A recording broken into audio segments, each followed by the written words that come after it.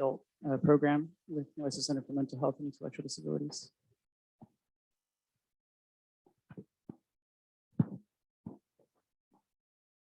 Thank you all for the trainers and panelists.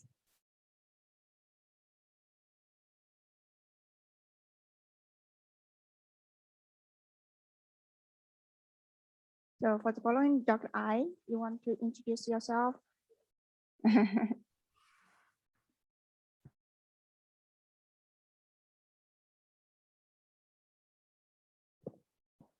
Good morning, everybody.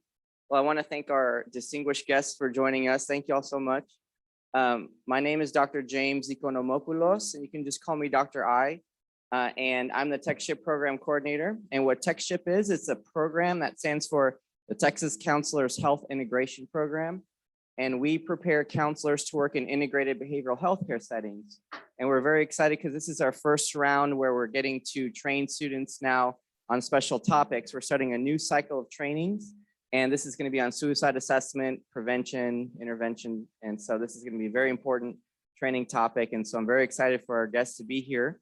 And after the panel discussion, then we'll go into our training. And so we're really excited, and we hope that you all enjoy the training. Thank you all very much.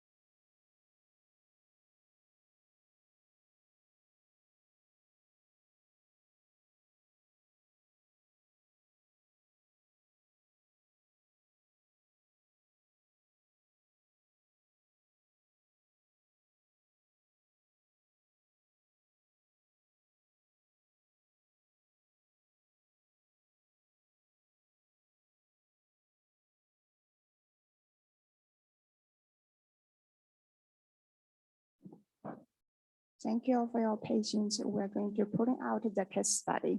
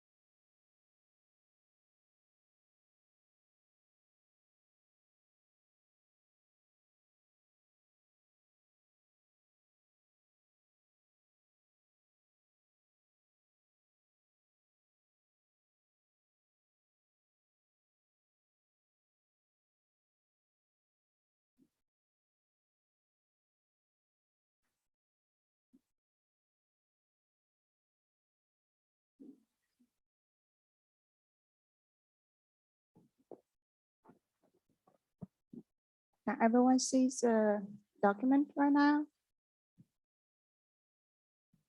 Yes.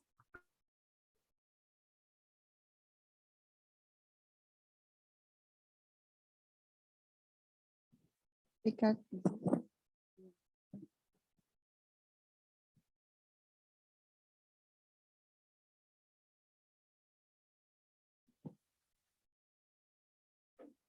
this should be good, right? You want to just read it on your own, or we can have someone to read it loud? Okay.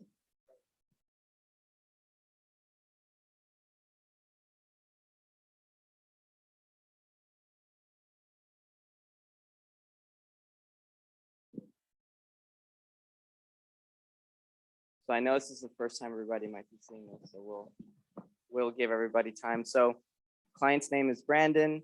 Brandon is 26 years old. Brandon is a male, gender identity is male, sexuality heterosexual, ethnicity Caucasian, relationship status single.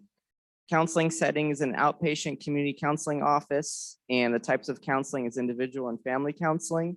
Presenting problem is depression interfering with the quality of life. Presenting problem.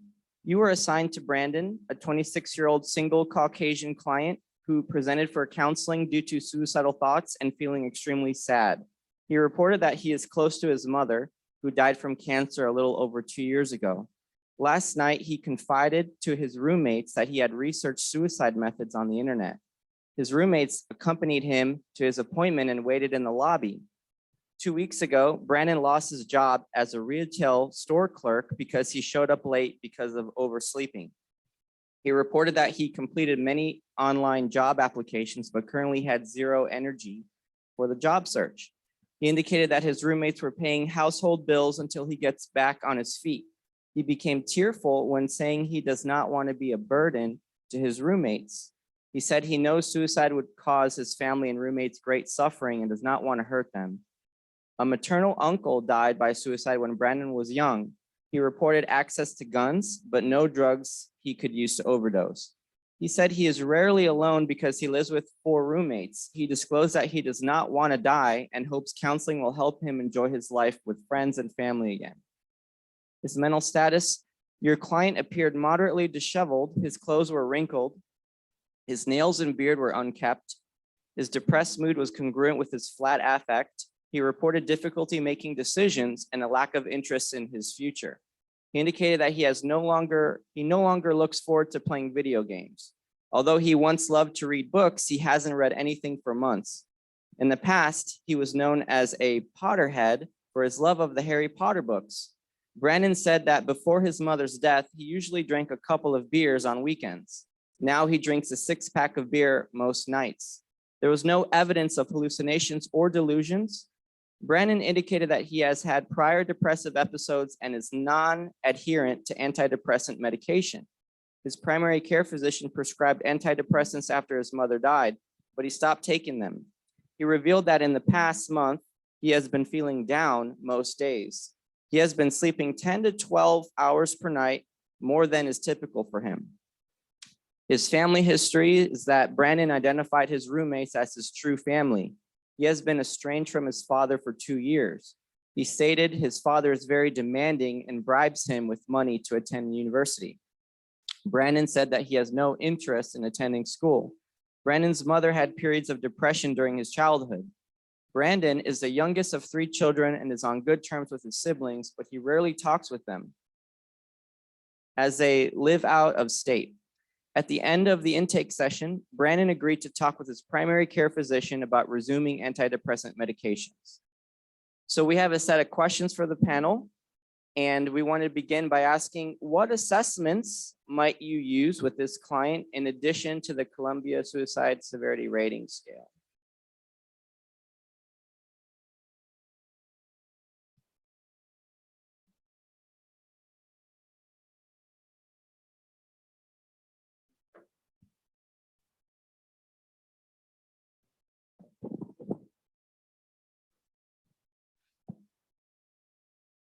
Okay, so looking at this case study, the first thing that we would do, this is for our agency, So obviously we use the CSSRS, but we also have an additional crisis assessment that we utilize. So the way that it works at our agency is we go through the CSSRS, we do a mental status exam, and then we look at risk factors, protective factors, and present all of this info to the supervisor. So as one of the supervisors who would staff this type of crises, we would then look at all the risk factors, protective factors, look at the CSSRS. And so once we've identified we do have somebody positive for suicidal ideation, then we start looking at what safety planning methods do we need to utilize. Do you have anything to add to that?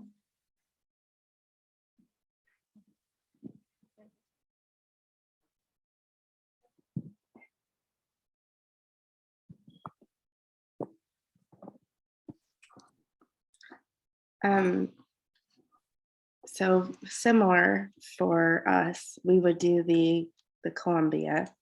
And I appreciated that y'all specified no hallucinations and delusions, because with our population, they command hallucinations is a big component for suicide, if they're having them or not. And we actually have a specific identifier on our Columbia that we had to adapt for that purpose. But so definitely the Columbia. In terms of our process, it's quite a bit different for inpatient than outpatient, but some things just as a clinician that I was hearing is I'd want to assess his level of grief, definitely give some kind of depression measure, because hearing some classic, symptoms of the oversleeping, loss of interest, being down most days. And I'd want to assess a little bit more for substance use, even though he mentioned the pack of beers and the not having access to substances. It's been my experience, not everybody is completely forthcoming on that initial intake when it comes to any kind of substance use, which can contribute to, the unhealthy ways of coping with depression and grief. So those are these initial thoughts. Thank you so much. So going on now to the second question, what are some protective factors or risk factors that you might want to be aware of when working with this client?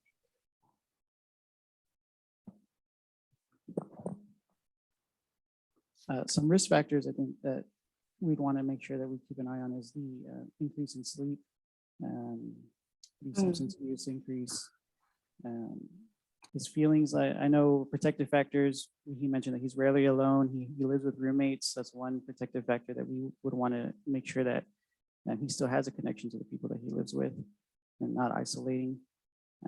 We want to definitely monitor his cleanliness and if he's maintaining himself well.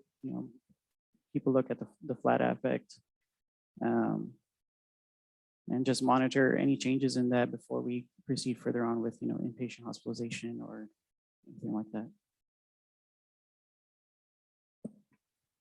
Yeah, I think to follow up on what Victor said, some of the things that stood out to me, obviously he's having the suicidal thoughts. He's been researching methods, which is a huge indicator for risk.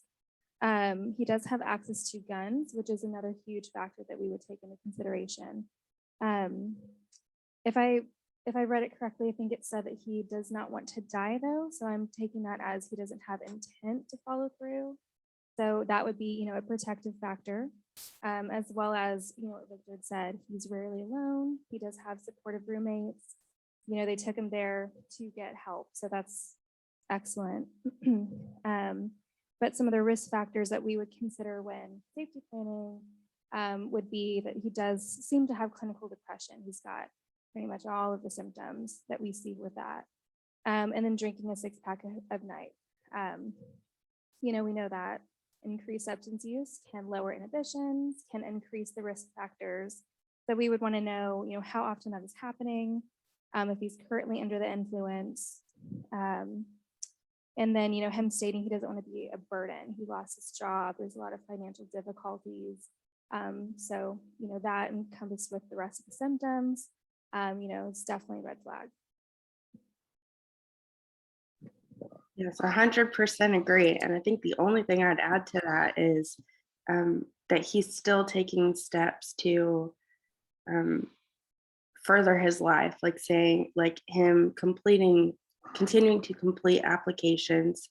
And even at the end of the session that he's agreed to talk about meds as protective factors. And one that I was thinking of adding too is, or I see this as a protective factor, that he lived through the loss of his mom. And that's something that I, as a therapist, could help him get in touch with, of how he coped through that, because he has that resiliency. And then, yes, agreed with the risks, just that recent loss and his losing his job and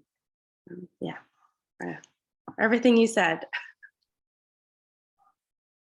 All right, thank you. So question 3, at this point, would you want to establish a safety plan or assist Brandon with checking into a hospital? What is your reasoning for your decision? Y'all went first the last 2 times, so I'll take this one. So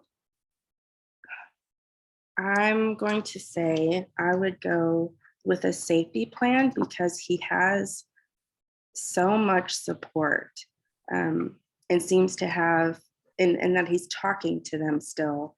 And he let them know that he was researching methods, and his support system, because they are so present, would part of that safety plan would be having him talk to them about removing guns from wherever he had access to. Because I agree that guns is, because they are so lethal in terms of harming or killing oneself, that is a top thing. But so safety plan, and because of that reason. He's got a lot of protective factors working for him at this current time. I agree. I think in this case, if my staff member came to me with this case, I would go with a safety plan as well, just to because he has the protective factors and the support. He does seem kind of future focused, only because he's agreeable to medication and trying to start that regimen up again. So it does show that he's taking the steps that he needs. But we definitely would monitor and maybe touch base, revise anything if we need to over the next couple of weeks to make sure that he's still agreeable to that. Yeah, so I, for the most part, agree as well. I would want to clarify a couple of things before I would be 100% on board with a safety plan. I would want to know about the access to guns. I would want to know, is he willing to give the guns to somebody for safekeeping for a little bit? At the center, we have gun locks that were donated by the VA. So we could give those to them, have roommates, ensure that they're locked up. Because gun use is such a lethal, potentially lethal way of attempting. That's going to be the first thing I would look at. How do we ensure, secure those weapons? At our agency, we have the walk-in crisis clinic. It's relatively new. We've had it for about a year. So let's just say if this were something that came to us, my recommendation would be, let's go ahead and get him into the walk-in doctor. Let's get him started on his meds. Let's do a safety plan with his roommates, ensure that we could secure the weapons, follow up with him tomorrow, immediately. Make sure he did good overnight. He's doing okay. He's still able to, adhere to the safety plan that we collaborated on together.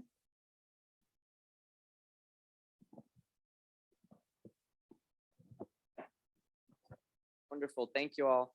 So number 4, if the client resisted hospitalization, if that was the direction that y'all went, if the client resisted hospitalization or continued to decline services, what actions might you take, if any?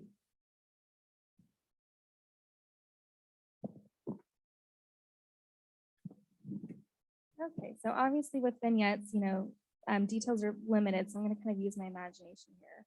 So let's say, he wasn't as willing to cooperate with gun safety, didn't want to give up his guns, might have still had the protective factors in place, but wasn't really wanting to, adhere to or collaborate with the safety plan.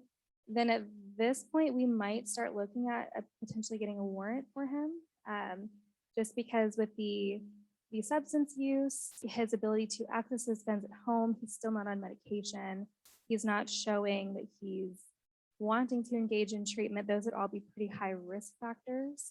So I would assume that we would go probably with a warrant, but of course that would depend on those other variables.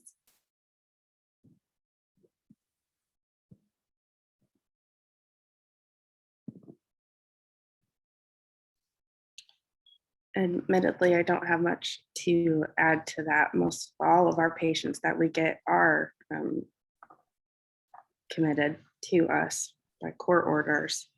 But I agree with what you said. Thank you. All right. And we might circle back to some of these questions too. If you all, we're going to have time where you all can ask questions as well, the rest of our participants here. So number 5, if Brandon needed help after working hours, how would you address this with him? What after-hour care policies do you have? I know specific to our agency, we do have our mobile crisis outreach team that operates 24 hours. If needed, we also have our crisis intervention team. So there are some factors in place, groups in place that can help him after hours. I know specific to my supervision, my case managers too can help sometimes after hours if needed, if there's a crisis situation. So we would let him know, call either the crisis hotline or the 988 number now to try and get access to that immediate care, if, should he need it, that the office hours are not available to him. Yeah, I agreed with what Victor said. We are 8 to 5 typically at our agency, but we do have our 2 crisis programs that are 24/7. We do also contract with Avail, the crisis hotline in town. So that's typically what we'll do with our clients. While we have them there in office, we'll ensure that would be part of the safety planning. Can you commit to safety overnight? And so if there was any question that they couldn't, then that's when we would be looking at things like hospital or respite center. But typically, we not typically, always, make sure they have the crisis hotline number so they know how to get in contact with that after hours. Yes, that was my thought too about the hotline. I'm very grateful that those exist because it can give patients who don't have such easy access to other, like going to places in person, to get them in contact with somebody by just the click of a button. I'm grateful that we're at that place with our with our society.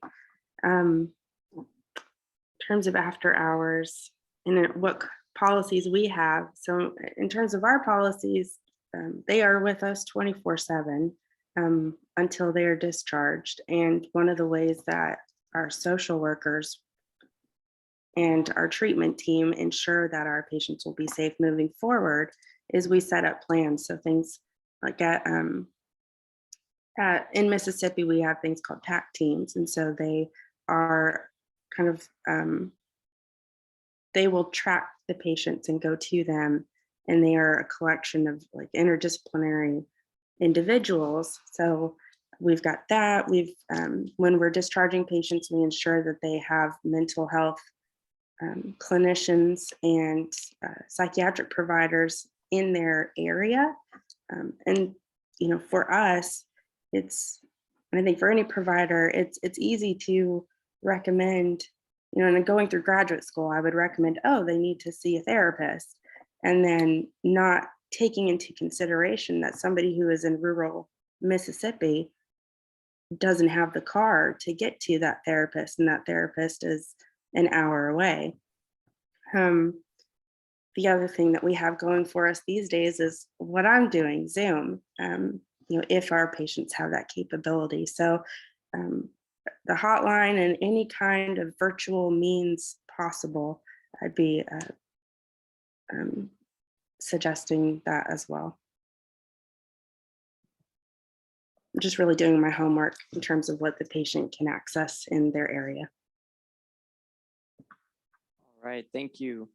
And I just wanted to add that there's the 988 number, which is a national response line that people can dial. They can dial 988, and then they can talk to a crisis mental health worker.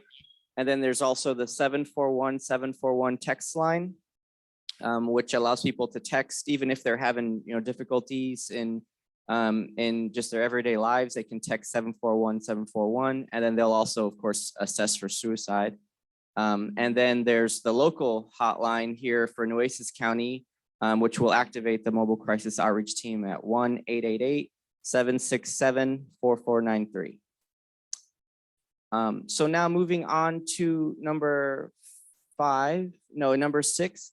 If Brandon were an adolescent under the care of his father, at what point would you involve his father? How would you bring his father into the situation?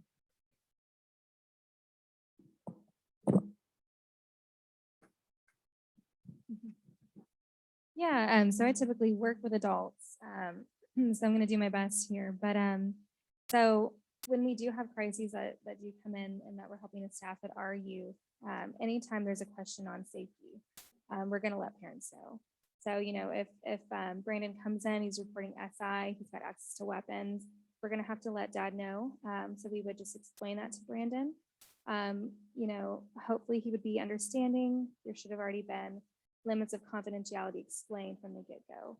So, clients should have an understanding that in certain circumstances, we do what we need to keep them safe. And so I would start, by bringing father in, letting him know what's going on, and then essentially involving him in the safety plan. With an adolescent, it's a little bit different when you're safety planning and making that decision of what to do next. They are the parent, and so if they feel that they have the ability to help ensure safety, then that's typically what we go with first. Now there are certain circumstances that we've come across where maybe parents seem to be downplaying things, not taking it as serious, not really showing that they are willing and understanding of the risks. And so in those cases, that can sometimes lead to like a CPS referral, maybe even contacting police if it's, a pretty severe situation going on.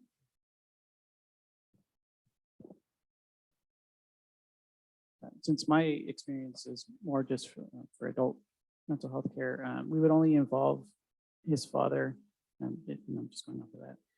We would only involve his father if Brandon was okay with it. We'd have to get consent from Brandon in order to involve his father. Now, we can take reports from family individuals without disclosing information or that we know that the client is in services, but we just wouldn't be able to disclose any information to them unless we have their written consent. But that's just for adult care. Yeah, this is such a tricky thing where we're wanting to maintain their confidentiality. But I agreed with, and I'm so sorry, I forgot your name, but the first person who spoke. Jacqueline. Yes, that you mentioned about the informed consent and safety and bringing the father in for that reason. And I wanted to emphasize how important informed consents are for that very reason.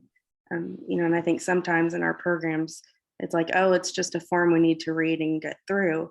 But actually, when these things come up, it kind of takes it off of you as the clinician and puts it onto, this is the process for everybody. It's not just you. This is what we need to do to keep everybody safe. And I want to keep you safe.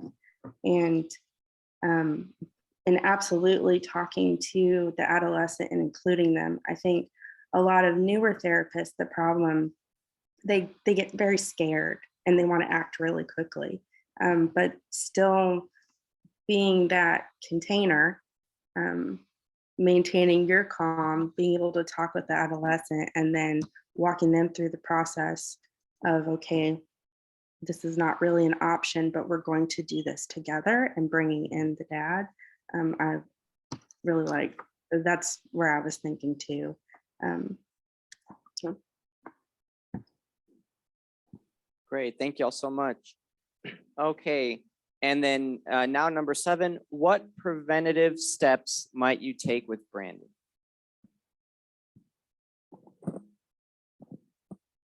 From a case management perspective, what we would look into is linking him to his primary care doctor for the medication or psychiatry.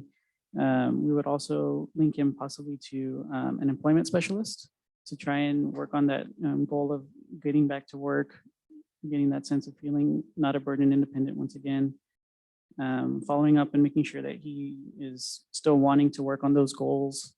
And then just making sure that he's following up with his doctor and checking how his progress is with the medication, if he's adherent to it this time, or if he's looking at alternatives, following up with a counselor that we would link him to at that point as well, to make sure that he hasn't reported any new symptoms or an increase in symptoms. Maybe do a referral also to a substance abuse specialist to help him with the drinking situation. If he in fact sees it as a problem, of course, we have to gauge where he's at on his stage of change to find out where it would be most beneficial for him.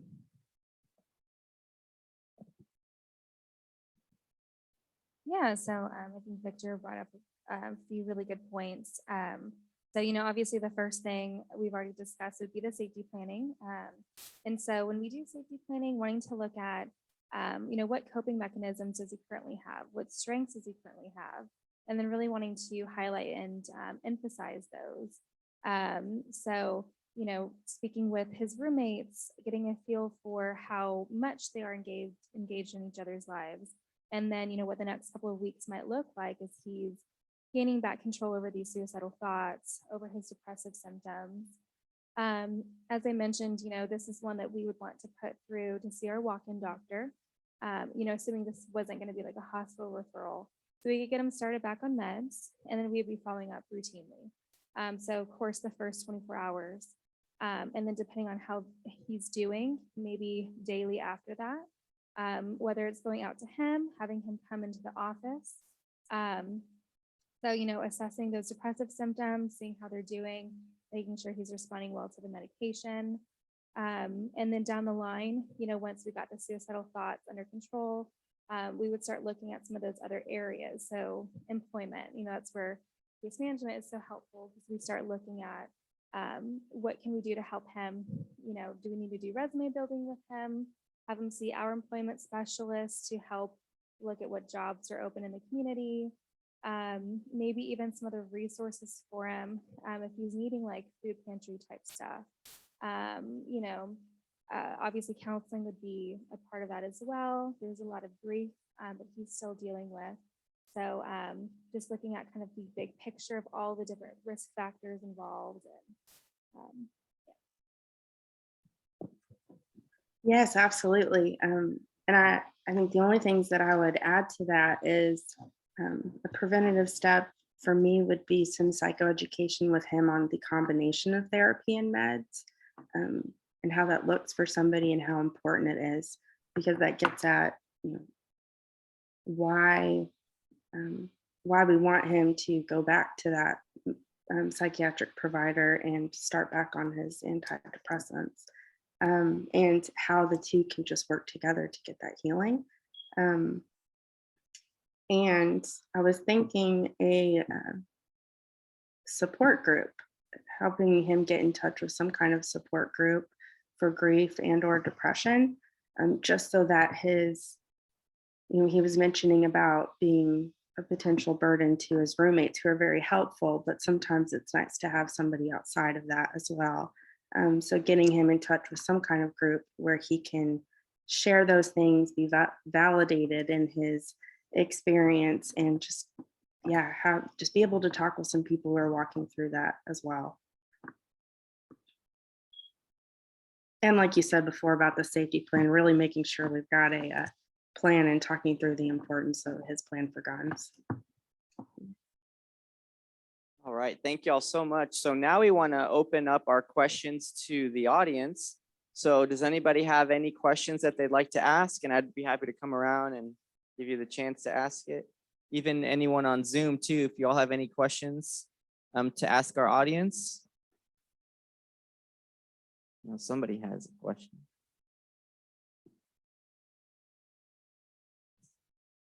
Oh, we got one.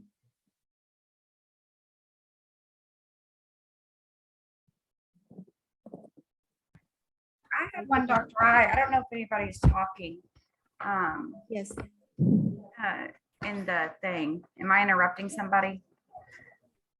Hopefully not. I forget which one it was. I think it was talking about the safety planning, and there was like a lot of reliance on roommates. What would you do if you like, or how would you, how do I want to ask it? I understand maybe family, and if family is supportive, but if it's not family and there is no like reliance that the other people have an obligation to be a safety person, like how do you go about, am I making sense? Relying on other people with the safety plan, especially if they aren't family.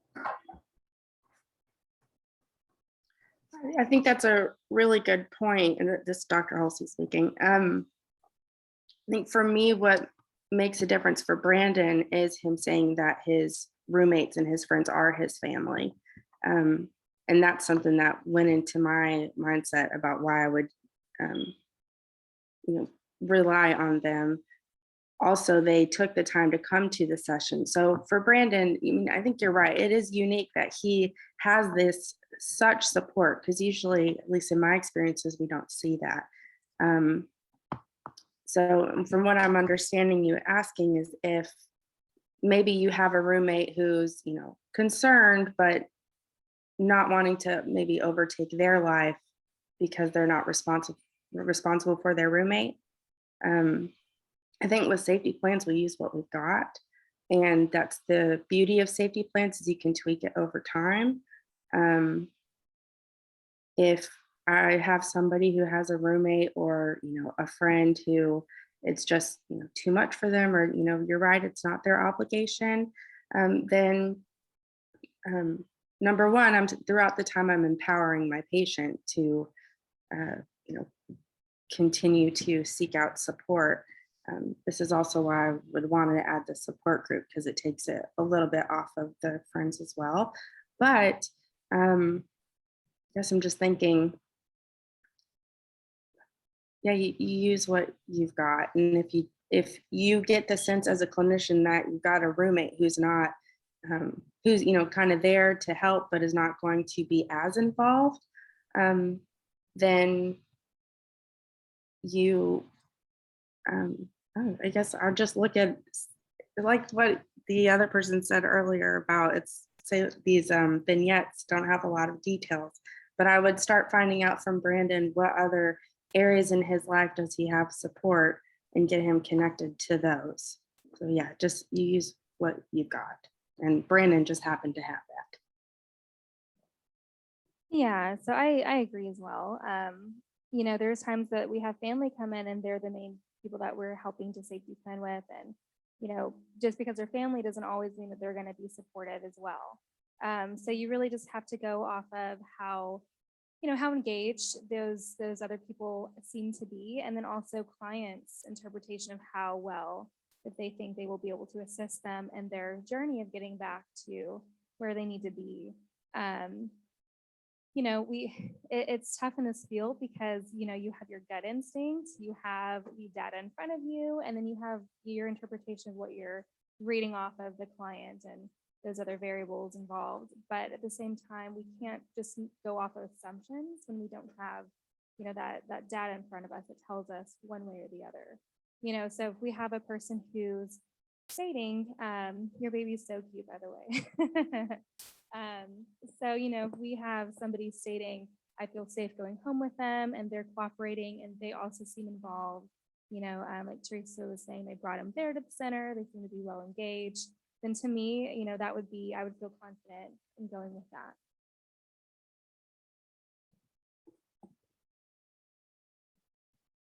I agree with what was stated earlier with that you work with what you got sometimes in safety planning. Oftentimes in my experience, it's been that family can sometimes be a trigger. Their immediate family can sometimes be a trigger to the situation. So you work with what natural supports they've developed or whatever connections that they already have.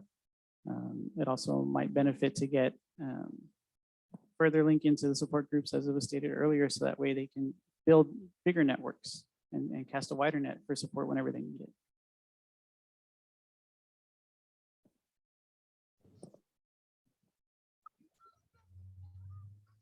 They answered it?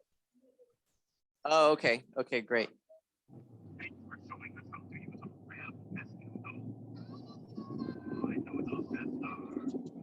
Oh, great.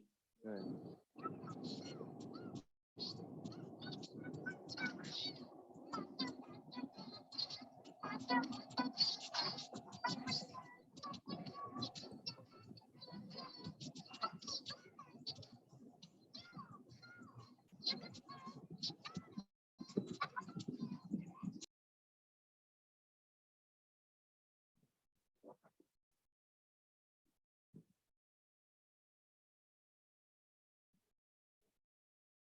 Yes, thank you.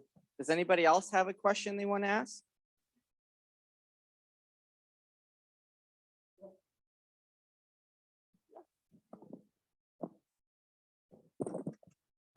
Had a question of like what is this friend's going to be doing, or like what would that look like as them like offering the support?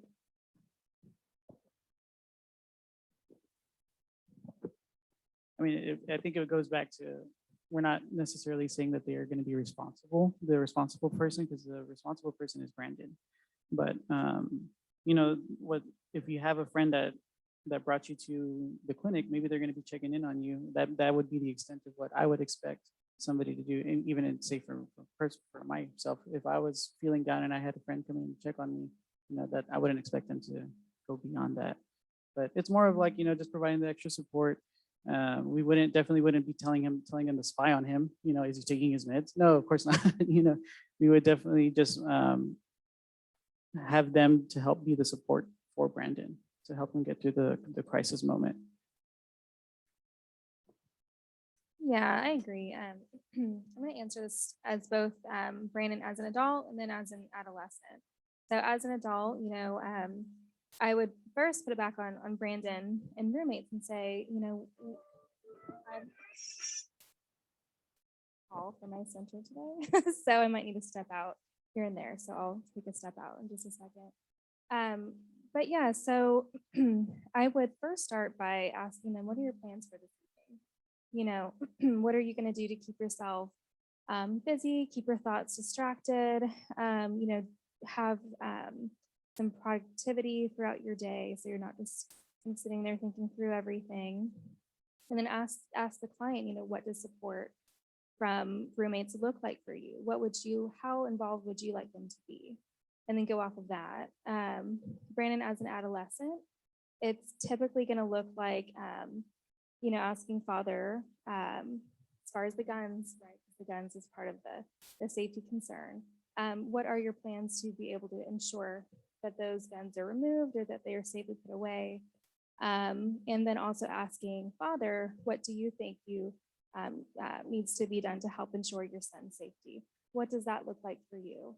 And so you might have to use some open questioning to help them get to that point on their own, but ultimately, putting it back on client or client's father to get a picture of what that looks like.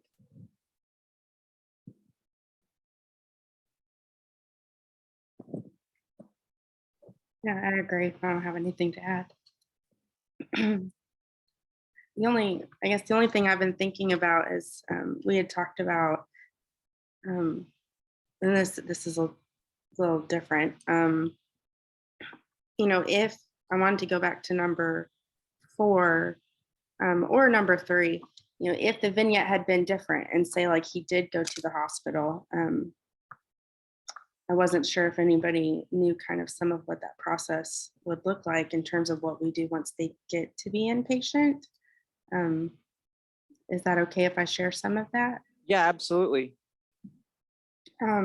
So I actually work on the forensic treatment services. So all of our patients have a combination of, they're here because of their legal troubles. I work on the maximum security building, well, all the forensic buildings. But so you can imagine when it comes to suicide precautions, one of the things we're looking at is, okay, if you're coming to me because you're being accused of murdering your mother, that's a risk factor already. And I was thinking about that in terms of the kinds of things that we look for with our patients. So maybe they're not, they don't have access to go talk with their friends or talk with their family, but we're looking at, are they calling their family when they have the opportunity? Are they participating in groups? Are they cheeking their meds so they can take them later to overdose? Or are they refusing their meds completely? We have, if we have patients, once we give them, like at our hospital, if any patient makes any kind of statement, they immediately get a Columbia. The CSS are, I can't remember what all the letters are, but the Columbia. And even if it's a safety plan only, then we review that. Thank you. Yes, the CSSRS. We review it with them, work with them, and with an inpatient, these safety plans looks like you need to talk to a staff. What are your strengths? What are your goals while you're here? Because this is an opportunity to work on yourself. Why is it important to take medications, and how can it impact your psychosis? So we look at those things, and then if we do think that they are any kind of like going to self-harm or suicidal, we do have the suicide SMOC. They have a one-on-one person that is with them 24/7, and we are actively monitoring them. And therapists are checking in with them. Psychiatrists are ensuring that their medication is correct and that they're as stable as possible. So it's really a whole team effort. The other thing I mentioned earlier, when it comes to suicide precautions and the importance of hallucinations and delusions. I was remembering back, like working in a university clinic, that we didn't see as many people with severe psychosis, but the way that can be impactful is you can have somebody who, for all intents and purposes, they are taking their meds, they're talking to their family, but then if they are hearing a voice telling them to harm or kill themselves, then what we're looking at is, are you going to follow through with it? Just because the voice tells you this. So that's I'd say something unique with the serious mental illness population that is important to assess and not be afraid to. And all of these things that we've talked about so far, I think it can feel scary asking about suicide or self-harm, but the research has shown that you can ask and it's not going to make it they're not going to decide that they're going to do something based off of what you've asked. And I've found a lot of patients, they're willing to just share, like, yeah, this is what I've been thinking, or yeah, I've had a passing thought, but I'm not going to act on it because,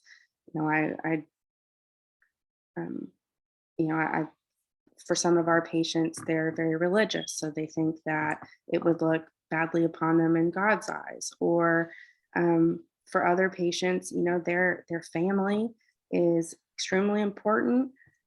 Or for others, their psychosis kind of works for them in this case. They are very grandiose, and they just feel like they are so important that of course they're not going to end their life. So anyways, I was just thinking about some of those things where it's a little bit different than the typical outpatient you may see. Hopefully all that made sense. Yes, thank you. Any other questions? Oh, yes. So I've got kind of a question in terms of medication management and adherence. Being that he does engage in like excessive alcohol consumption, and that can either make the medication not do it or work the way it's supposed to, or it can have bad side effects. How would you kind of address that with this client?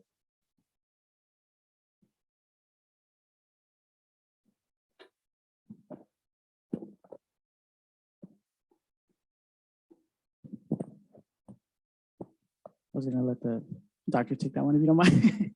I mean, just from case management experience, because I'm no licensed individual, I don't prescribe medication, anything like that. But we do know that alcohol consumption does affect the efficacy of medication. That's just a given. So as far as antidepressant medication, also introducing alcohol, which is a depressant itself, can affect his ability to bounce back with the assistance of the medication. Yes, and I'll tell patients this too. I'm not that kind of doctor. But I think so that's where it's important to have connections with medical providers. We're fortunate at the hospital that we all talk with each other.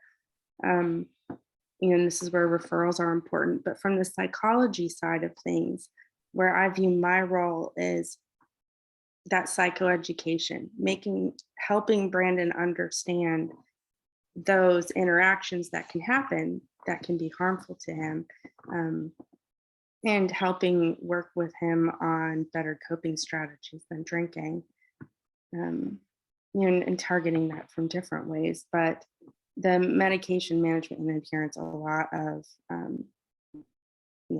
psychoeducation. And then from my own, I come from an acceptance and commitment therapy background. So, helping him get in touch with what's important to him to be able to do those in those difficult moments of when he's wanting to drink, not, helping him get to a place where he's choosing a different path.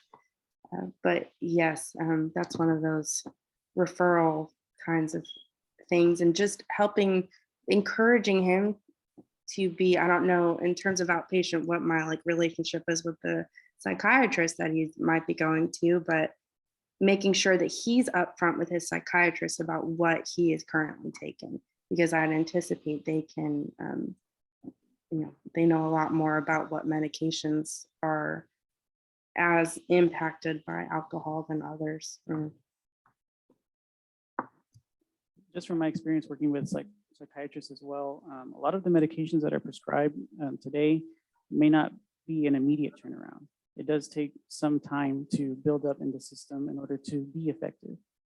From some medications, like I think Lexapro would take anywhere from 4 to 6 weeks before it's actually effective in the bloodstream, and you can see a turnaround. That's just experience from talking with psychiatrists about the medications that they prescribe.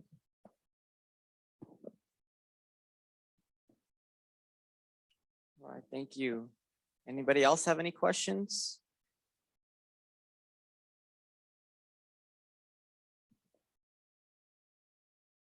Could you all answer some of mine? I have some questions I just wanted to ask. Could you all just briefly discuss what integrated behavioral health care collaboration looks like at each of your respective facilities?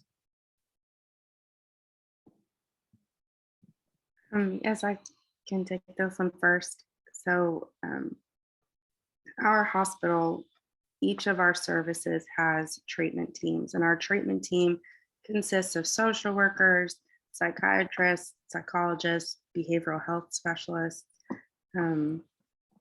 rec therapists. I think there's more, but I think those are the main ones. And we are constantly talking with each other about each patient. We have our service chief, and I've experienced so far that in different services, whoever is the leader kind of sets the tone for what the treatment team is going to look like. And in our, we at our hospital, we have a medical model. So the psychiatrist is the one who kind of makes the final decisions, but we have incredible psychiatrists that hear everybody's perspectives. We also come from a perspective that just because you know, maybe I'm the psychologist walking in the room, but I'm not the one who's meeting with the patient every single day. That's our mental health technicians. So that's something we all, I mean, it doesn't matter if you are the janitor or the psychologist, everybody's opinion from our perspective on our team matters, because maybe a patient is willing to express something to someone more than someone else. So yes, what it looks like for us is constant communication and weekly meetings. And then there's always the meetings before the meetings. So that's, yeah, actively working with each other. And if I see some kind of symptom that is like getting worse or getting better, I'm going to immediately talk to the nurse practitioner or the psychiatrist so that we are on the same page. Also, what that looks like is lots of emails. So locally, the Western Center for Mental Health is a certified community behavioral health clinic. So we work really closely with other resources in the community to treat the whole individual, essentially. So a lot of our work is collaborating with other primary care providers, other counseling resources in the community that if we're not able to provide it, we will link them to somebody else in the community. A lot of community collaboration to try and make sure that this individual has all of their needs being met. As far as their services with us, they are linked to a case manager, they're linked to a psychiatrist who help in the process of coordinating those resources. And then we try and get consent to talk to all the other agencies that they may be involved with to make sure that every aspect that they're looking for to improve their life is being taken care of. Where are we at? Oh, okay. Yeah. So pretty much what Victor said. So we're have the luxury of being able to see a lot of different types of clientele and do a lot of different types of work with them. So, our main services are obviously psychiatric. So having them come in, see the doctor for medication management and with the additional case management as well. And so I don't know if you already went over this, but there's different levels of case management. So those who have more severe symptoms and need a more extra assistance, those are going to be in the higher levels of care. So those are people with schizophrenia, bipolar disorder, schizoaffective disorder. So those case managers, they go into the home, they do rehabilitation services with them. And then we have, our more routine services where they come in, they meet the case manager. We help them work on their treatment goals, access resources in the community as needed. And then we have the added component of, the counseling. So we do CBT there as well. If they're approved for that, they get 16 total sessions. Sometimes we do extend past that if need be. But so it's pretty neat to be able to see somebody start off at intake and then access the doctor, get into case management, and then start working on some of those goals that they set for themselves.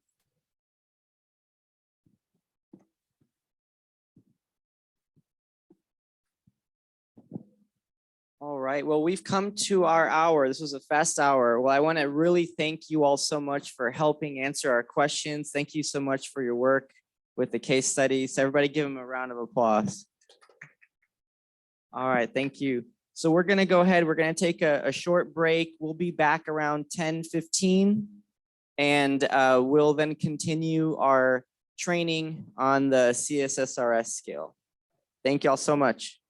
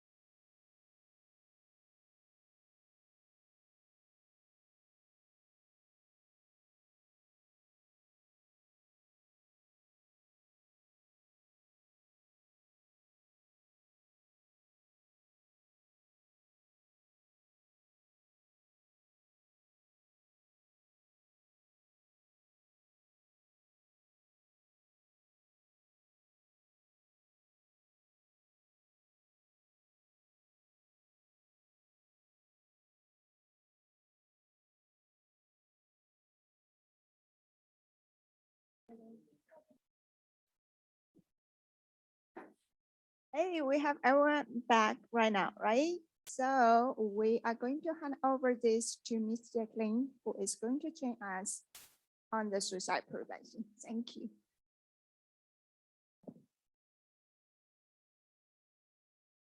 Okay, so we'll start by reintroducing ourselves here. So, am I doing this?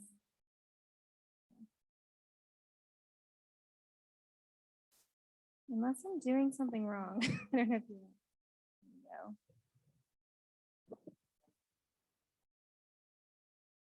So.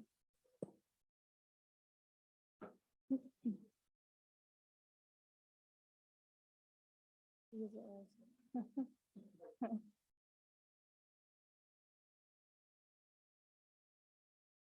Okay. Okay, perfect. All right, so my name is Jacqueline Miner. So I'm an LPC and I supervise, again, the intake NCBT department. So just a little background on myself. I am a TMCC alum, so it's been pretty neat walking around campus here. So it's been a few years since I've been back. So I started off working out of Vail Solutions, the crisis hotline. Did that for about a year, and then I went on, worked at Northwest Behavioral Health before it shut down. It was a sister hospital to Bayview. Then I went on to do case management. I was actually a case manager in Victor's program when I first started. Then I went on to get my LPC and start supervising the intake department. So I've got a lot of experience, working in crisis, assessing for crisis. One thing I love about this training is that it doesn't matter what setting you're in mental health, this is always going to be a topic to stay on top of and stay aware of. And my name is Victor, the supervisor of the Adult Mental Health Routine Case Management Program. I know it's a lot. It's just what we just call it 631 for short. I got my bachelor's degree from A&M Kingsville in psychology, and I started working with US Center for Mental Health about four and a half years ago, almost 5. I started off as a case manager with the assertive community treatment program that we have. It's our highest level of care. So a lot of those individuals have serious mental illness, schizophrenia, bipolar, schizoaffective disorder. I did that case management for roughly about a year and a half. So I have experience in crisis setting with them, with that population in particular. And then now as a supervisor role that I'm in, I supervise and make recommendation based off of what information is presented on the crisis assessment. Yes, and so like I said a little bit ago, I am on call this week for my agency. So if my phone rings and I take a step out, just know I'm not trying to be dismissive of y'all. I'm just trying to, do my duty. So, all right, so let's start. So just a disclaimer, as you guys are aware, this is a pretty sensitive topic. For some of y'all, it could be triggering. So if you do feel at any point in time you're uncomfortable or feeling overwhelmed, please take a step out. Feel free to do so. We will be taking at least one break in between. So if you feel like you need a little bit time to process or need to talk to somebody, me and Victor are both here. Okay. So I want to start off by sharing some statistics. This is from the American Association of Suicidology. They have not released the 2020, 2021, or 22 fact sheet yet. What they have right now is the 2019. So what we know based off of those statistics, we're growing and having more numbers of suicide than what we've ever seen. So the most common ages are going to be ages 25 to 44 and ages 45 to 64. So then we get into adolescence and sorry, moving backwards, ages 65 and older. And then we go into ages 15 to 24, and then last 5 to 14. So as far as genders, males have a higher completion of suicide. Does anybody know why that might be, or have heard reasons as to why that might be? Okay. Right, absolutely. So in general, females typically will use things such as like overdosing on medication, cutting. For males, typically they will go for the more lethal means. So that could be a firearm, hanging, things of that nature. So there's less of a chance for intervention at that point using those higher lethal means.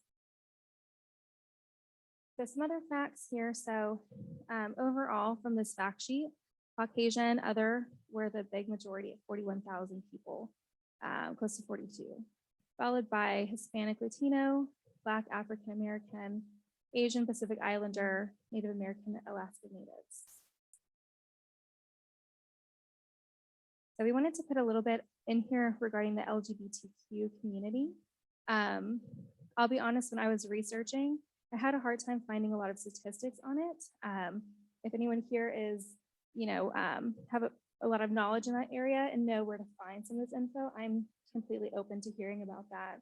So the info that I could find was from the Trevor Project, and it was recent as of 2022. So LGBTQ youth are 4 times more likely to make a plan for suicide or attempt suicide.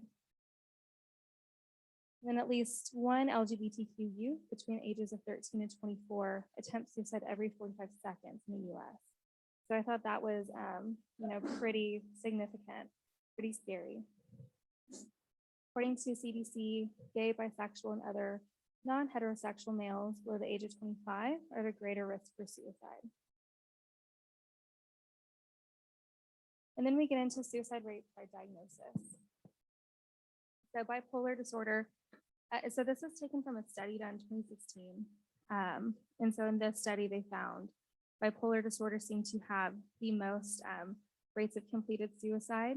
And so they found 3 to 20% of people diagnosed with bipolar would die by suicide. For schizophrenia, we're looking at 38% of those individuals, 6% to 15%. And then for major depressive disorder, that was the smallest category of 12% of those who had completed in this study. And so they found 2 to 15% of people diagnosed with MDD would die by suicide.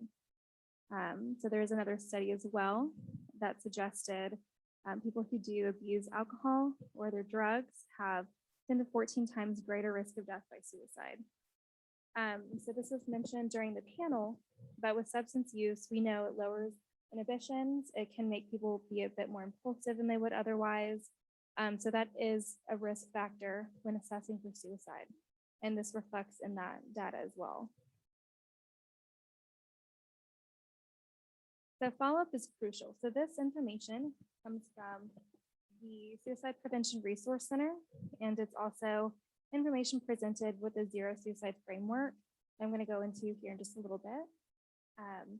So what we know is that the risk of suicide or death is highest within 30 days of discharge from an emergency department or inpatient psych unit.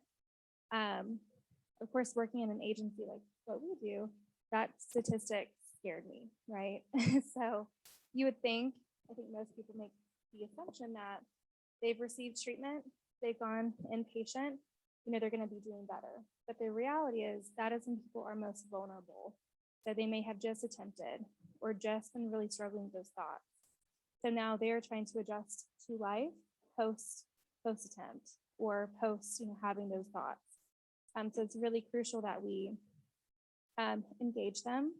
If they were prescribed medications, we want to get them, make sure that they have a doctor's appointment to continue those meds, and they have a good support team to help them get through that post-tension part. So up to 70% of people who leave the emergency department following a suicide attempt never attended their first outpatient appointment. Again, that's a very scary statistic working in an agency like ours. Because again, I think there's this assumption they're better now, they received treatment, hopefully they're motivated, but that's not always the case. And so it's real important that we do follow up with those individuals. For our agency, we have a policy. We have an LPC who goes out to the hospitals and meets with people following their discharge, gives them their doctor's appointment, case manager will follow up. So we do that because we know that this statistic exists, that is the most crucial time. Make sure that they are engaged in that appointment. If they miss, the case managers are calling them, doing home visits, seeing what we need to do to engage them. 19% of people who died by suicide had contact with mental health services in the month prior to their death. Another very scary statistic. So, we would like to think that if people are coming in, we're engaging with them, we're able to help them. But this is where screening becomes so important. So with the zero suicide framework that we utilize at the center, we've been involved now for about 2 years. We've made a lot of changes. One of the biggest changes that we've made is using the CSSRS at every access point. So whether they come in through intake or crisis program, our homeless outreach program, we're all doing the CSSRS just to ensure that we're addressing those needs. Not everybody is going to be, forthright and come right out the gate and report those suicidal ideations. Sometimes it takes rapport building, sometimes it takes outright asking them. And so that's part of why it's become so important as more research and data is presented as, screen, ask these questions. The more we do, the more likely we're able to intervene when it's most crucial. You have the questions along the way. Okay, so what is zero suicide? So it's a system-wide organizational commitment to safer suicide care and health and behavioral health care systems. So it's taking away this fragmented suicide care method that's been used for years and years and looking at a more holistic, comprehensive commitment to consumer safety. So this is where a lot of the integrated stuff comes in, because it's not just one clinician working with that person, it is a team approach and a systems approach to care which focuses on error reduction, safety for consumers and staff. So really looking at your policies, your procedures, your screening, prevention, post-prevention, all of that is looked at within this framework. So adopting the expectation that no one has to die by suicide allows us to rethink the paradigm and to find gaps in the system that may contribute to suicide deaths. So that we know that the rate of death by suicide is increasing, unfortunately. So zero suicide's aim is to keep people alive, so that they can experience recovery. So if we can intervene and get them before they're at that point of no return, we can hopefully get them through recovery, get them out on the other side. So using evidence-based practices specifically addressing suicide and continuous quality improvement can result in a 75% reduction in suicide deaths. So there are 7 elements of zero suicide. I'm going to present those briefly for y'all. So the first one is lead. So a system-wide culture change, right? Committed to reducing suicide. So this doesn't just involve the doctors, the counselors.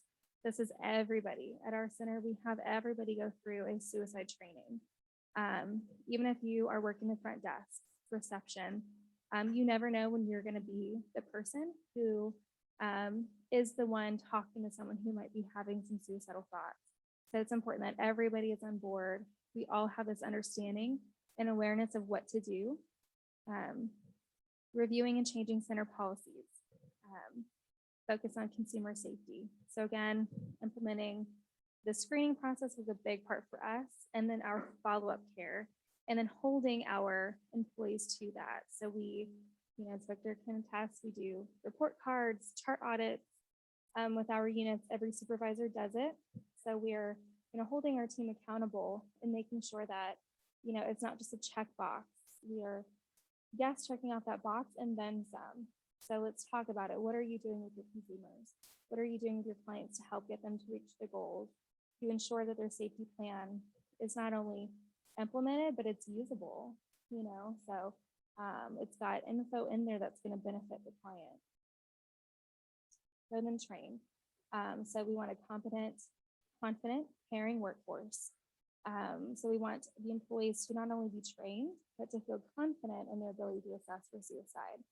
So we do a survey once a year, and that survey helps us get it like an understanding of where we're at with our staff, and how confident they are, how much they feel knowledgeable in that area, if they feel the need for additional trainings. And so we really use that tool to help us implement some of these changes. So then identifying individuals with suicide risk via the comprehensive screening and assessment. Plan is to have more consistent screening and assessment of suicidality in all service departments. So again, every access point and then routine follow-ups. So as you'll see with the CSSRS, based off of the scores, it's going to calculate moderate, high, low risk for suicide. So then what we have in our electronic health record, we have a flagging system where we can run the reports and see, who on your caseload scored high. When was that assessment last done? So we know if it's a high risk, we're going to rescreen in 30 days. If it's moderate, 180, 90. Low risk, 160 days. So that is our way to ensure that we're getting screening done at intake, but then also the follow-up as well. And yeah, so we do screen everybody who presents, not just those who are presenting concern, but everybody will have that screening. So then engaging.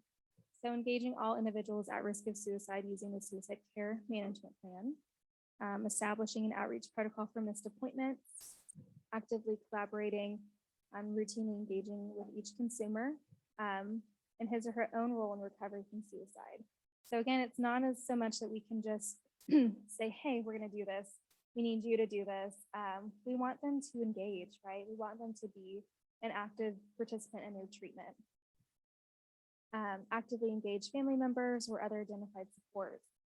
And of course, we went over a lot of that in the panel discussion this morning, but if there are family members, roommates, friends, coworkers who can be supportive, we absolutely want to include them. So then treat suicidal thoughts and behaviors using evidence-based treatments, treating suicidality as a separate condition instead of just another symptom in the disorder, has been shown to be more effective in reducing suicidal thinking and increasing consumer involvement. Develop policies for how to observe consumers with suicidal concerns and train staff on these policies. So one of the other trainings that we do is the CAMS training. And so that training is essentially working directly with people who are chronically suicidal. Because I think in an agency setting, it can be, I don't want to say easy, but sometimes we see the options become, well, safety plan or hospital.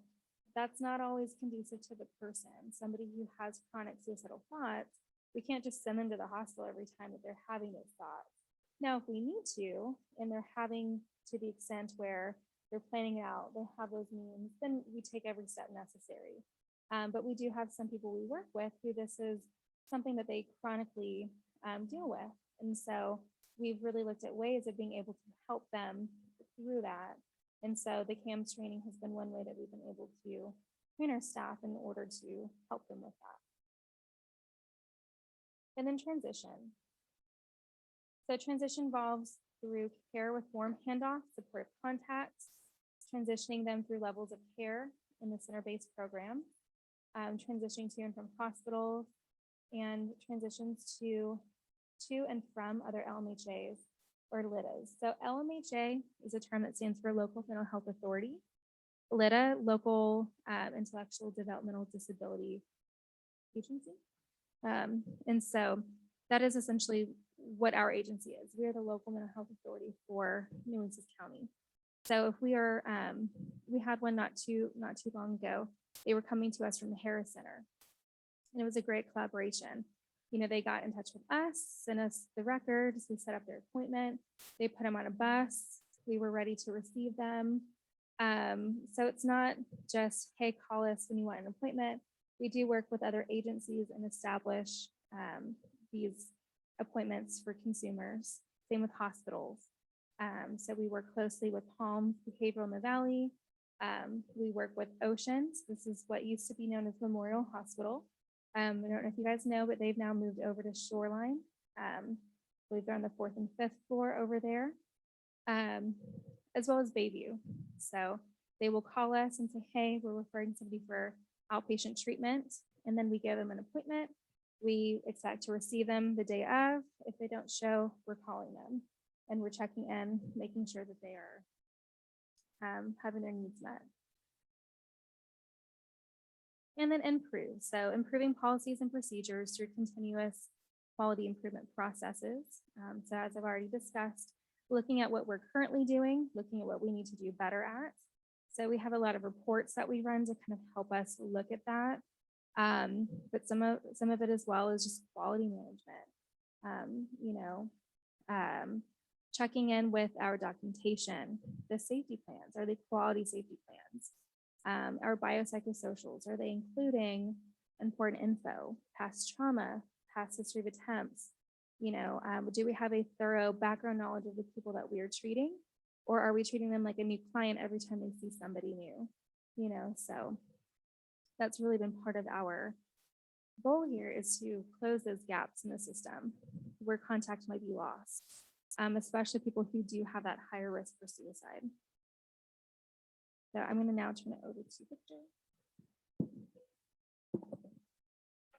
So now we're going to talk about what is a mental illness. So a mental illness is a condition that affects a person's thinking, emotional state, and behavior. It may disrupt their ability to carry out daily tasks, going to work or school, carrying out household tasks like chores, hygiene, or engaging in satisfying and meaningful relationships. Some data here from NAMI. 1 in 5 people currently live with a mental health disorder. 1 in 20 US adults experience serious mental illness each year. 1 in 6 youth aged 6 to 17 experience a mental health disorder each year, and 50% of all lifetime mental illness begins by age 14 and 75% by age 24. So a lot of, in my experience working with individuals with mental illness, it's looking for those cues. Are they isolating? Are they disheveled? Have they stopped taking care of themselves essentially?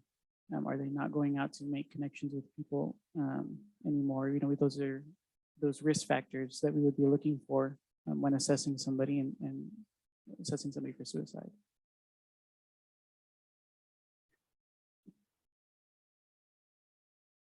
Okay, so these are some signs and symptoms of depression.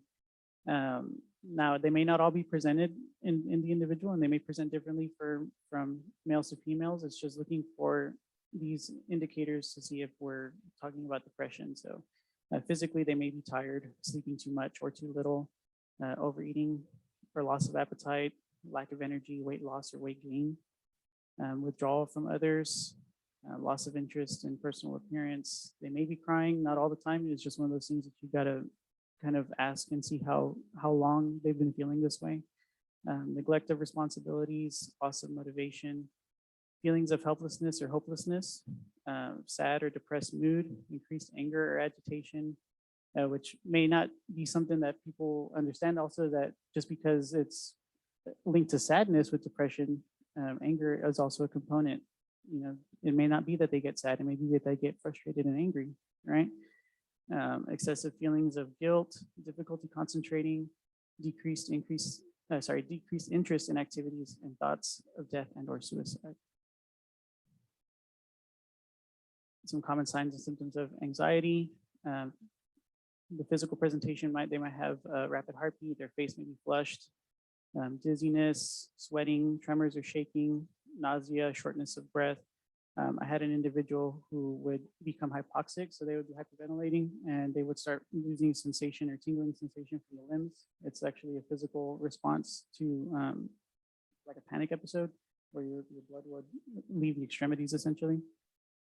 So they would be feeling that tingling sensation. So that's one of those things where you got to try and step in and assess the situation. So behavioral signs and symptoms: avoidance of situations, obsessive or compulsive behavior, distress in social situations. Psychologically, they may have decreased concentration, racing thoughts, feeling on edge, excessive worry, impatience, and restlessness.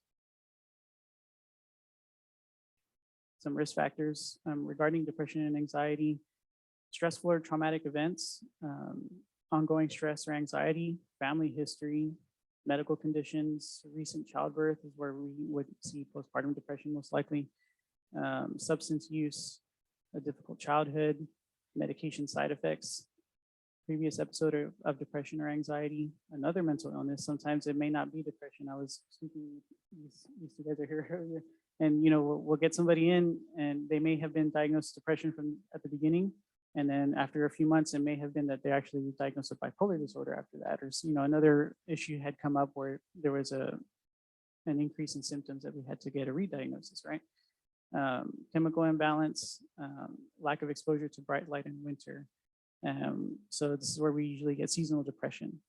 How many of you know that vitamin D also plays a factor in depression, right?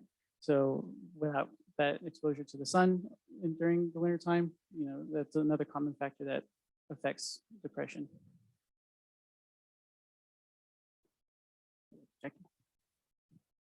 Okay, so we also wanted to touch on self-harm. So self-harm is when a person will injure themselves on purpose. So this is different from suicidal ideation. So if a person is engaging in self-harm, there is no intent of dying from their injuries. They are doing it as a way of coping with intense or distressing emotions. So it is a way to release or alleviate what they are feeling inside. So different types of self-harm could include cutting, scratching, you can hear that one most commonly, burning themselves, punching or hitting themselves, pulling at their hair, picking at skin or scabs. We even had one case where a client was ingesting things like screws, things like that, as a way to self-harm. So not all self-harm will end in severe injury. However, substance use or untreated mental illness can increase the risk. So it's important that if we're aware that somebody is engaging in self-harm, we want to continue on with that screening, figure out maybe what's at the base of that, and ensure that there's no additional symptoms that are placing them at a risk for suicide. So people describe self-harm as a feeling of release or alleviation of their emotions. So when the body is injured, endorphins are released. And so we know endorphins can make us feel better. Same thing with tears. When we cry, our body's releasing those endorphins. That's why a lot of times people might feel better after just letting them get it out after having that tearful episode. Same thing can happen with self-injury. So the dangerous thing about this is it can create that dependence, that reliance on having to engage in self-harm in order to feel better. So self-harm, again, it's not a suicide attempt. So these people, they do not have intentions of dying from their self-inflicted injuries, as would a person who's having suicidal ideations with intent to die. So people who report self-harm, of course, should be screened for suicide, as the behaviors could indicate severe distress that could lead to an increased risk for suicide. Now, self-harm is not a mental illness in and of itself. However, it can be associated with a mental illness. Oftentimes we will see self-harming behaviors occur with borderline personality disorder, depression, eating disorders. For some people, anxiety or even PTSD. The self-harm occurs most often during teenage and young adult years. However, it can present later in life or it can carry over into later adulthood. People who've suffered from past trauma, abuse, or neglect are at higher risk of engaging in self-harm behaviors, and people who engage in binge drinking or illicit drug use are also at a higher risk of engaging in self-harm due to, again, just like what we talked about, lowered inhibitions, more impulsivity while they're under the influence.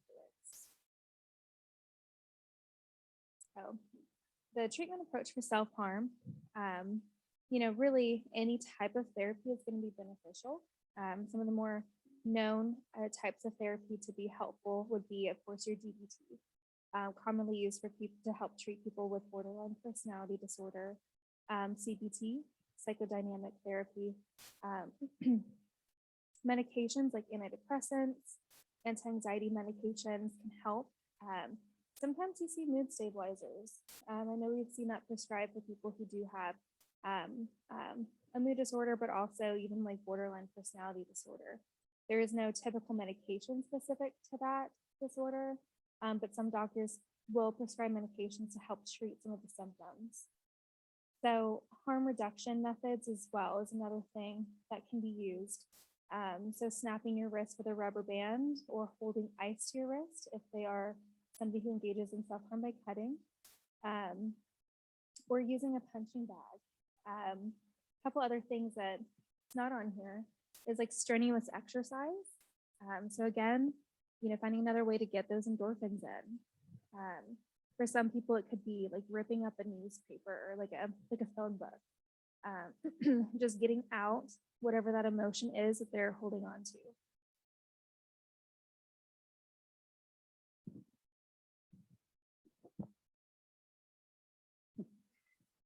So what is a mental health crisis? A mental health crisis is defined by the Texas Administrative Code as a crisis situation in which the individual presents an immediate danger to themselves or others. The individual's mental or physical health is at risk of serious deterioration, or an individual believes that he or she presents an immediate danger to themselves or others, or that his or her mental physical health is at risk of serious deterioration.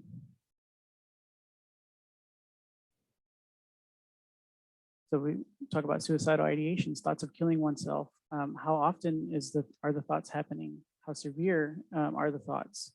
Is there a plan in place? Do they have intent to carry out that plan? Have they started giving away, say, personal items in anticipation of ending their life? These are the things that we would look for in this case. Homicidal ideations, thoughts of wanting to kill someone else. Is there a particular person? Is there a target? How often are you having these thoughts?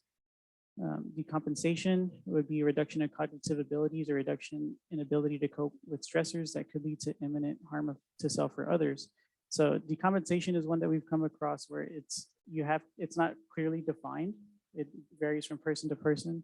This may be somebody who has a psychotic disorder and is not able to rationalize what's going on. They may be wandering into traffic.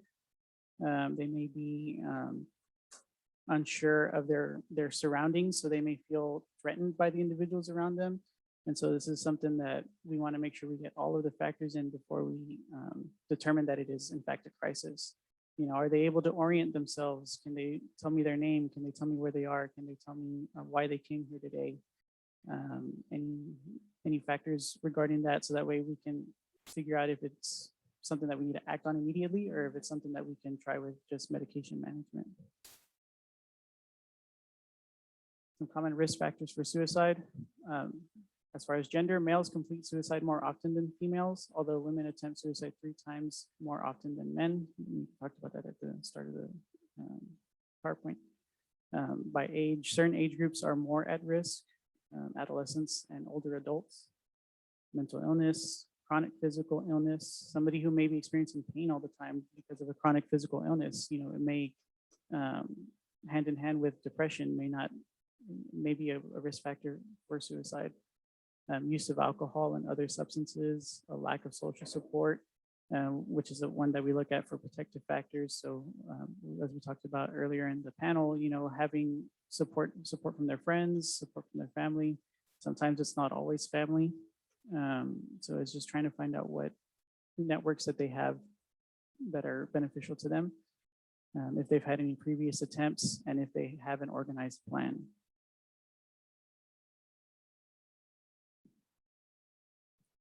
Okay, so then we're going to get into some common myths and facts about suicide. So myth or fact, I want you guys to answer this. Suicide happens without warning. Does someone say myth? Does anyone disagree? So what we know about suicide is there typically are warning signs. They may not be obvious, especially if you're not trained in knowing what to look for. So the next question, if you ask the person about his or her suicidal intentions, you will encourage the person to kill themselves. Good job. It's a myth. Right. And so I think a lot of people are worried about outright asking people. If I ask them if they're suicidal, I'm going to put that idea in their head. Research tells us that is not the case. If they're already at that point of despair, they're already thinking about suicidality, For some people, it can be a more of a burden to have to bring that out into the open. And it can be even relieving to then, ask them directly, because then you've already brought up that topic. They don't have to find a way to do that. Improvement following a suicidal crisis means that the risk of suicide is greater. Myth or fact? It's a myth. They're all myth. Right. So again, think back to those statistics about people who, following an attempt, who left the hospital. So they might present as if they're doing well, but that shouldn't mean that's where we leave it. So wanting to follow up that post-vention means that you are still intervening with those suicidal thoughts. We're still engaging with them. We're still working on their recovery goals with them. So some of the warning signs. So again, that first one, suicide happens without warning. Typically there are signs and symptoms. So obviously the biggest one is a direct threat. So threatening to hurt or kill oneself. There can be some ideas out there that people threaten suicide for attention, especially, if somebody is diagnosed by borderline. We see this a lot with parents treat it with their teenagers. Oh, they're just doing this for attention. Well, the reality is, well, yeah, they're trying to get attention. What are they trying to get attention for? And so that's what we need to be looking at and asking ourselves. Talking, writing, posting on social media. This could be strictly, posting that they are suicidal, or it just could be concerning messages. I feel helpless. I can't do this anymore. Things like that would pique our, put up those red flags, those warning signs in our head. Those are the kinds of things that we would want to act on and explore a little bit further. So acting recklessly or engaging in risky behaviors. This could be increased substance use. This could be like risky sexual behaviors, shoplifting, things that are outside the realm of that, what that person's baseline to be. Feeling hopeless, withdrawing from family and friends, increased rage or anger. We're trying to seek revenge, having a dramatic change in mood, feelings of worthlessness or lack of purpose. So these are some of like the behavioral things that we'll see. Sometimes there's a precipitating event to that. So somebody who's feeling worthless or lack of purpose, take our example, Brandon from this morning. He had just lost his job. He's feeling like he's a burden on his roommates. That would be like some of the precipitating or the risk factors we would look at. Warning signs are getting into now a behavioral change has occurred. And let's consider that. Let's assess and see what's going on. So this next portion is my favorite part of the presentation.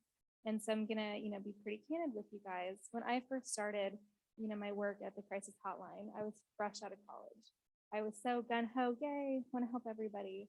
I was so excited about it. And then I had my first crisis call and I freaked out. It was very intense.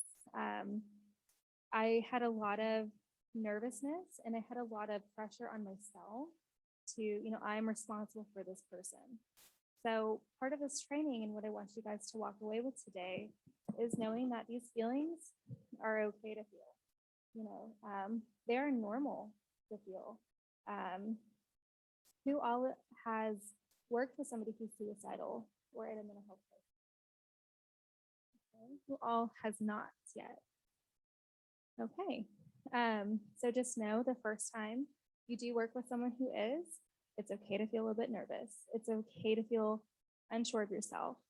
But, there's things that we can do to be able to prepare, and feel ready to handle that situation should it come through the door.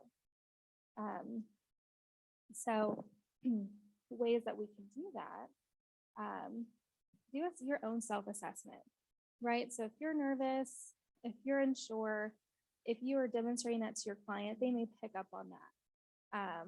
So think about what you do to keep yourself calm. could be deep breathing. That's a pretty easy basic one, right? But also, know what your safety mechanisms are for the place that you're working at. If you're worried about physical safety, position yourself near an exit. I don't know if you guys have heard of that before, but you always want to make sure you're closest to the exit. So if you work in an office setting, make sure your desk is situated in a way that you can be the first one out the door should need be. Maybe even assess, the person for, do you have any weapons on you today? You mentioned wanting to overdose on medication. Do you have those with you? Would it be okay if I held on to those for right now as we talk? But again, consult with your supervisors at your site. Know what your policies are. And don't just read over them. Know them. So if you do find yourself in that situation, you know how to act and you know what the protocol will be. So if you're in a position where, you do have a staff member who can assist you, see if that's a feasible option. Like I know for our case managers, if it's a crisis where, there's some safety concerns, we'll do 2-person meets. We'll send 2 case managers out. If you need to get police involved, don't hesitate. That's okay to do. A lot of times you want to maybe let your client know ahead of time. And usually that conversation goes something along the lines of, we're getting to know each other. And so I want to make sure that you are safe. I also want to make sure that I'm safe as well. And so this is part of our protocol. I think Ms. Teresa had mentioned something about that in the panel discussion, that at a certain point, it's not so much about, well, this is what I think needs to happen for you. You say, this is our protocol. This is what I'm trying to do. I'm trying to keep you safe, and that's what I'm here to do. So know who to call and what resources are available to you. So get familiar with the crisis hotline number. If you don't have it ingrained in your brain like some of us do here, then keep it handy on your desk. Have it on a sticky note ready to go. CCPD, they do have a non-emergent number that you can call. Does everybody know what a welfare check is? Okay, so welfare check essentially is when you call non-emergent, or you can call 911 if need be, but you basically are requesting officers to go over and check on that individual. And so they're just gonna go knock on the door, see if they can talk to that person, figure out what's going on. So this comes in handy with people who will maybe call in, make some threatening statements. We don't have and so we have a concern for their safety. So we'll send officers out there so they can check on the individual and get help to them if need be. We then have MCOT and our crisis intervention team. At the end of this PowerPoint, I'm actually going to show you guys a video from one of our CIT officers, Officer Barnes. And so it's got some body cam footage of what it looks like when a person is escalated, what some of those calls might look like when they go out and do a welfare check. And then our MCOT, they're a case manager, it stands for Mobile Crisis Outreach Team. So there are case managers who go into the field.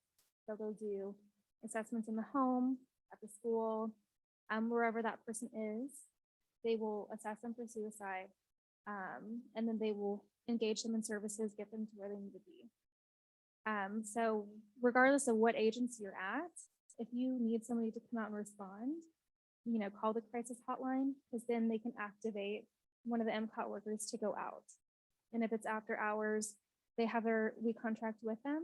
And so those team members will respond if it's a crisis after hours. So another thing I want to encourage y'all to be aware of is that you're not going to be the only person handling that crisis. I would hope, especially as you guys are interns, you should have a site supervisor there at all times. So I think, for me personally, I took on that responsibility of I am responsible for this person's life. You're responsible for assessing that individual, gathering the information, ensuring that you are staffing appropriately, and ensuring that you are doing your best to get that person linked with the appropriate resources. But you should have a supervisor there to help guide you. So it's not all on you. There's a team approach. There should be somebody helping you make some of those judgment calls. when it comes to keeping your clients safe.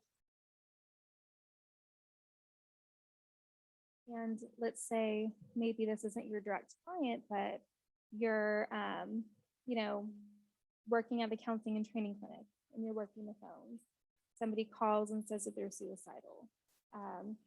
The first thing you're going to want to do, get their name, figure out where they're at, try to get their address if you can. Because if you do end up needing to request a welfare check, you'll already have that info confirmed. Okay.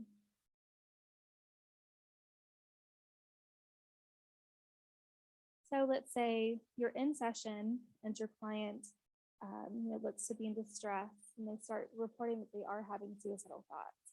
We've already talked about the self-assessment, what to do for yourself to make sure you're prepared. The next step is going to be your basic counseling skills, right? So demonstrate empathy, validate how they're feeling. If they're feeling suicidal, it is okay to validate that. There's a lot of really hard things going on and you're trying to find an escape. Get that. Let's figure out how we can find an escape that's safe, that's safer than what you're currently considering. Let's work together. So those minimal encouragers, providing a summary reflection, again, basic counseling skill, super effective. A lot of times people in crisis just need a sounding board. They want someone to understand and listen and take them serious. So have open body language, make eye contact, face the client, have open arms. And then again, hold their story. So a lot of times people who are coming out, reaching out for that help, they might have exhausted other resources and you are that person who is now there to assist them. So be willing to listen, not judgmentally, and understand where that person is coming from. It's not just about assessing using yes or no questions, right? It's the whole package. Yes, we're going to assess, we're going to ask you directly what's going on, but we are here to help you. And so we are going to demonstrate that empathy.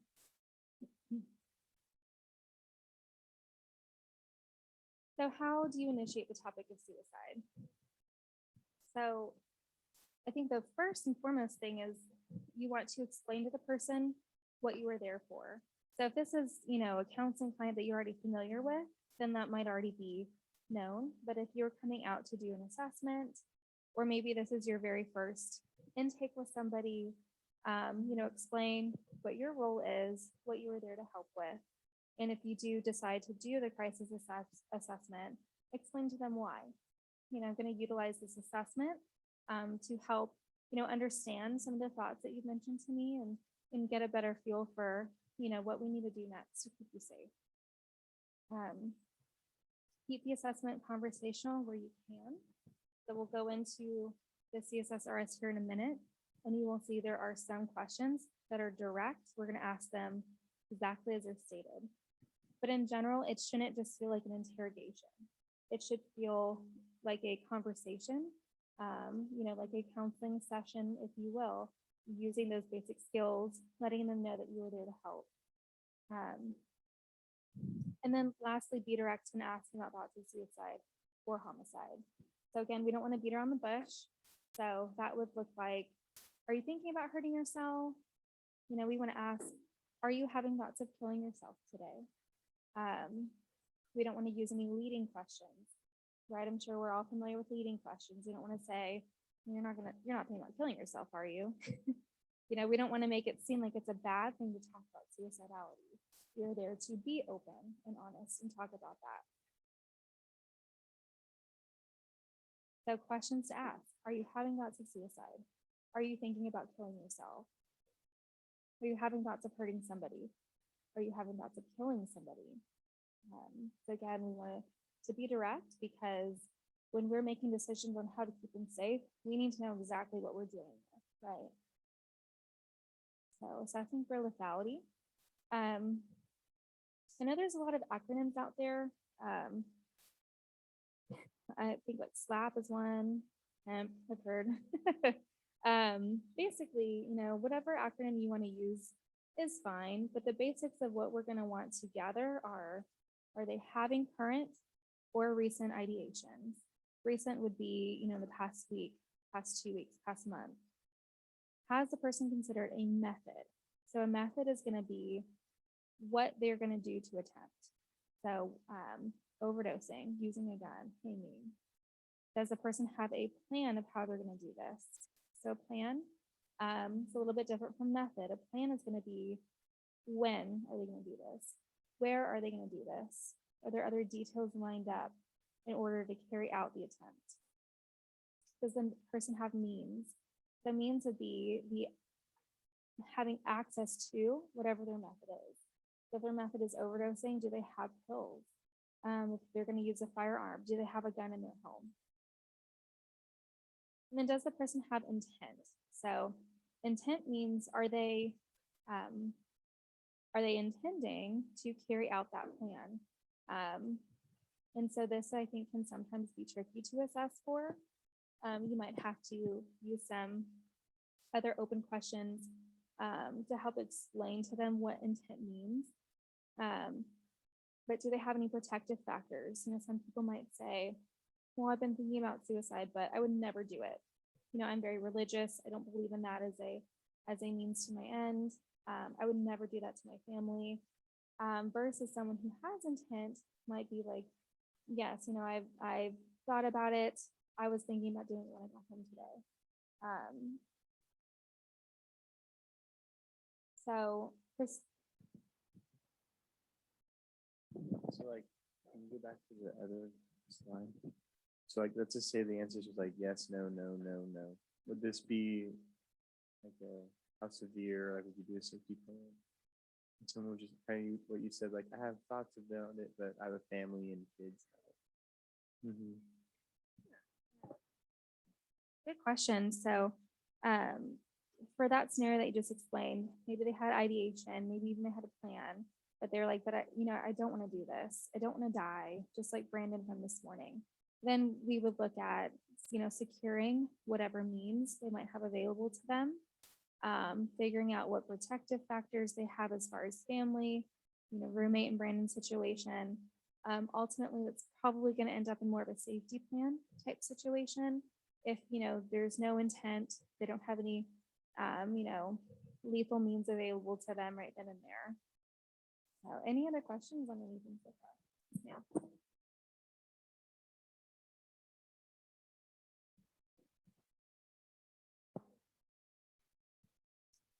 So the question, in case you guys couldn't hear, is if they've had suicidal thoughts recently, but not currently, right? In the past like 2 weeks or longer, would we still do a safety plan?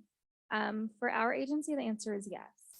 So again, we use a CSSRS. If we have identified low, moderate, or high risk, we're going to do a safety plan.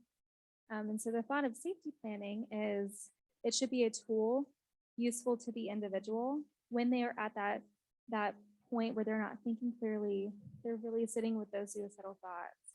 So it's actually better to try to do a safety plan when they're calm, not in that state of mind, because then they might be more willing or more able to think of coping mechanisms, people they can call, things that they can do. So absolutely.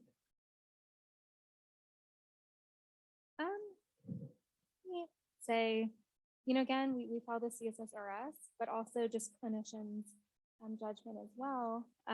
If that person has any history, they're going to do a safety plan.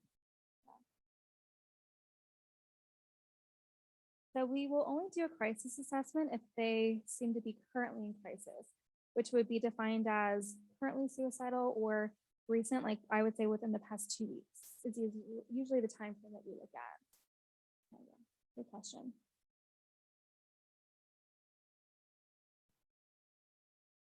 No, not unless it's like could still be placing them in danger of hurting themselves. Right. So I mean, if they're cutting to the point where they're needing to go to the hospital, but usually if it's that severe, then the conversation turns into, okay, well, you're engaging this behavior knowing it's very dangerous. What's going on there? Have you had any thoughts of suicide? I think usually if they're at the point where they're self-harming so severely, there's probably more going on than just a non-suicidal self-injury.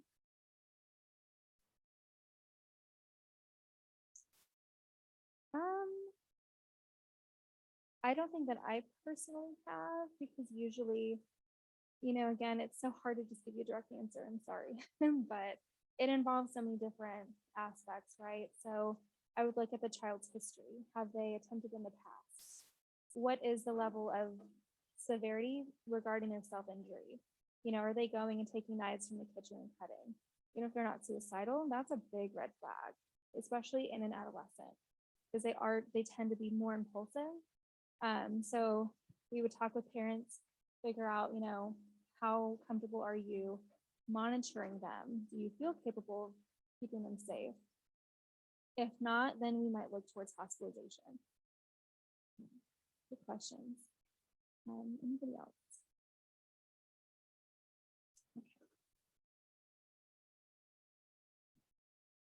Okay, so then, we look at precipitating events. So again, warning signs are going to be the behaviors that have changed as a result of, their mood, their affect. The precipitating events would be things that have happened that have led to those warning signs. So events, thoughts, beliefs that have occurred that have helped led up to the development of those suicidal thoughts. Past history of attempting. So research tells us that people who have attempted in the past are at a greater risk of reattempting. So we want to know about that. The protective factors, as you guys know, these are things that will help keep them safe. So people in their life to help support them. Belief systems. So, if they're religious and report that, completing suicide goes against their religious beliefs, that could be a protective factor. And then anything else that can help mitigate risk for suicide.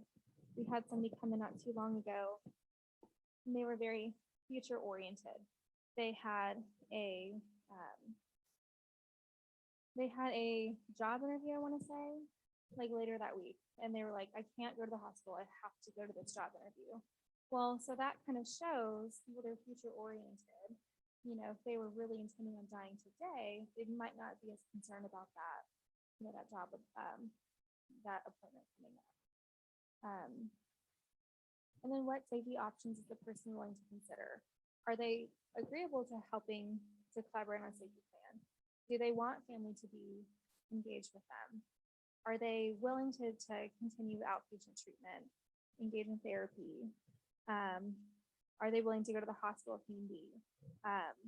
So I think one of the biggest concerns, I know for myself when I'm staffing with a crisis, is if that person is not willing to engage, because then it's like, well, we're going to send you home with these suicidal thoughts. You're not wanting to, to work with us on decreasing those. Let's figure out what's going on. You came here, you presented, you let us know what you're thinking and feeling. So let's kind of get to the bottom of that. I think a lot of people have a fear of being hospitalized. We run into that a lot. They think they're just going to be locked up, the key will be thrown away. Or trying to think. I'm super pregnant, by the way, so I'm out of breath. So if I sound like I'm struggling over here, I am, but it's okay. Yeah, so I think a lot of people will often tell us, I have a job, and if I don't go to my job, I can't afford my rent. So those are factors that we have to consider. Is hospitalizing them going to make the situation worse? And there's times where that does happen. So we want to be aware of that. Do you have anything to add? I think the one thing to consider also is if they're unwilling, there are ways that we can still get them to a hospital, but we're essentially taking away their option. Because then the only other option beyond that is to warrant someone to the hospital.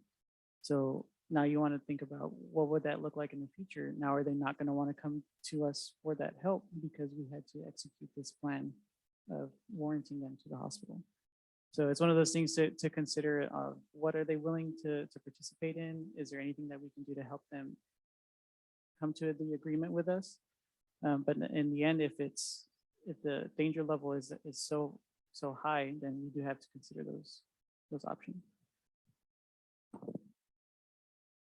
Yeah, and so along those same lines, getting a warrant is never fun. It's always a last resort. So if you guys have heard the term least restrictive means, you know, we always will go first towards, you know, safety planning first, who can help monitor for safety.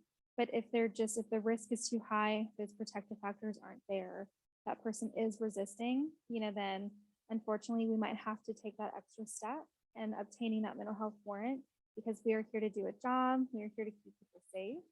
And I've explained to clients when this has occurred, you know, my job is to keep you safe. And if I feel that you yourself are unable to do that, then that's where I have to step in and help you with that.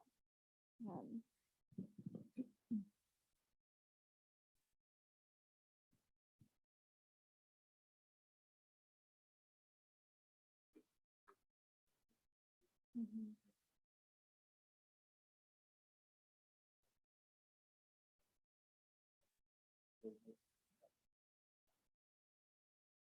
Right.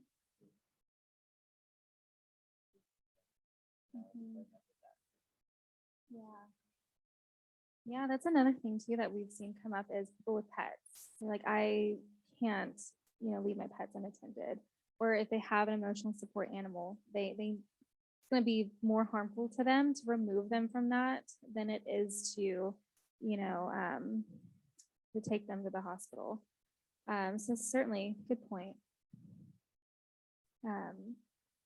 And, you know, along that same train of thought, in case you guys have never been inside a psych hospital, kind of give you an idea of what that looks like. Because a lot of times educating clients on what will happen will help kind of ease their worry. So typically a hospitalization is anywhere from 3 to 5 days. Could be even less than that, depending on what's going on.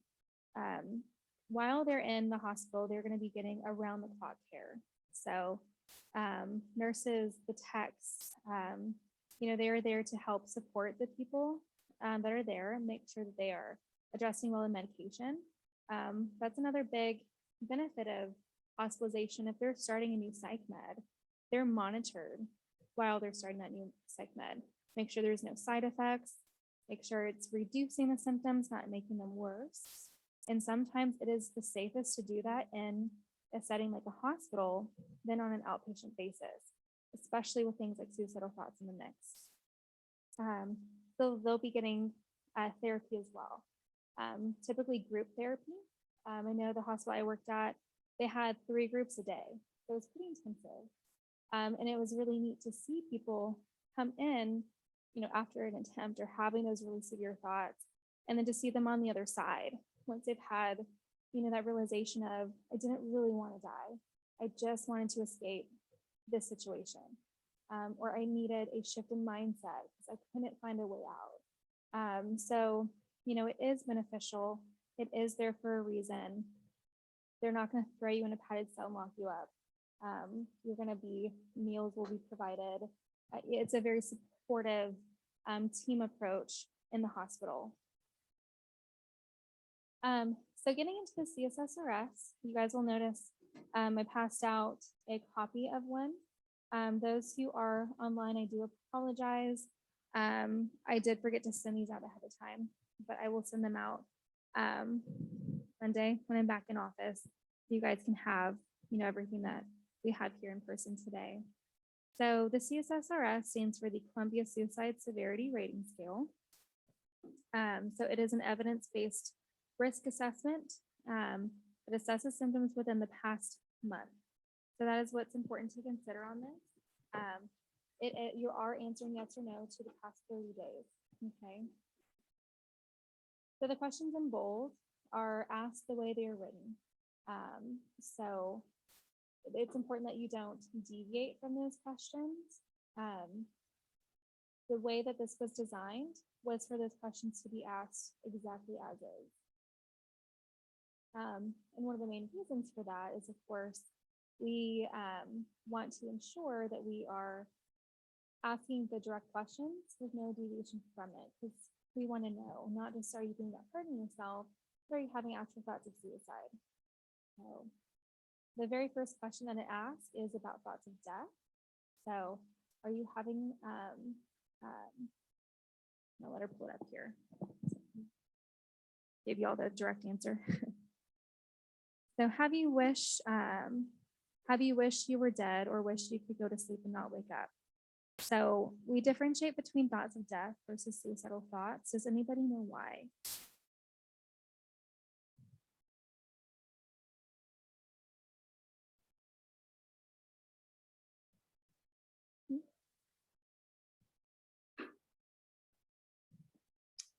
Right. So, I mean, if someone's dealing with severe depression, they might have considered, well, what would happen if I died?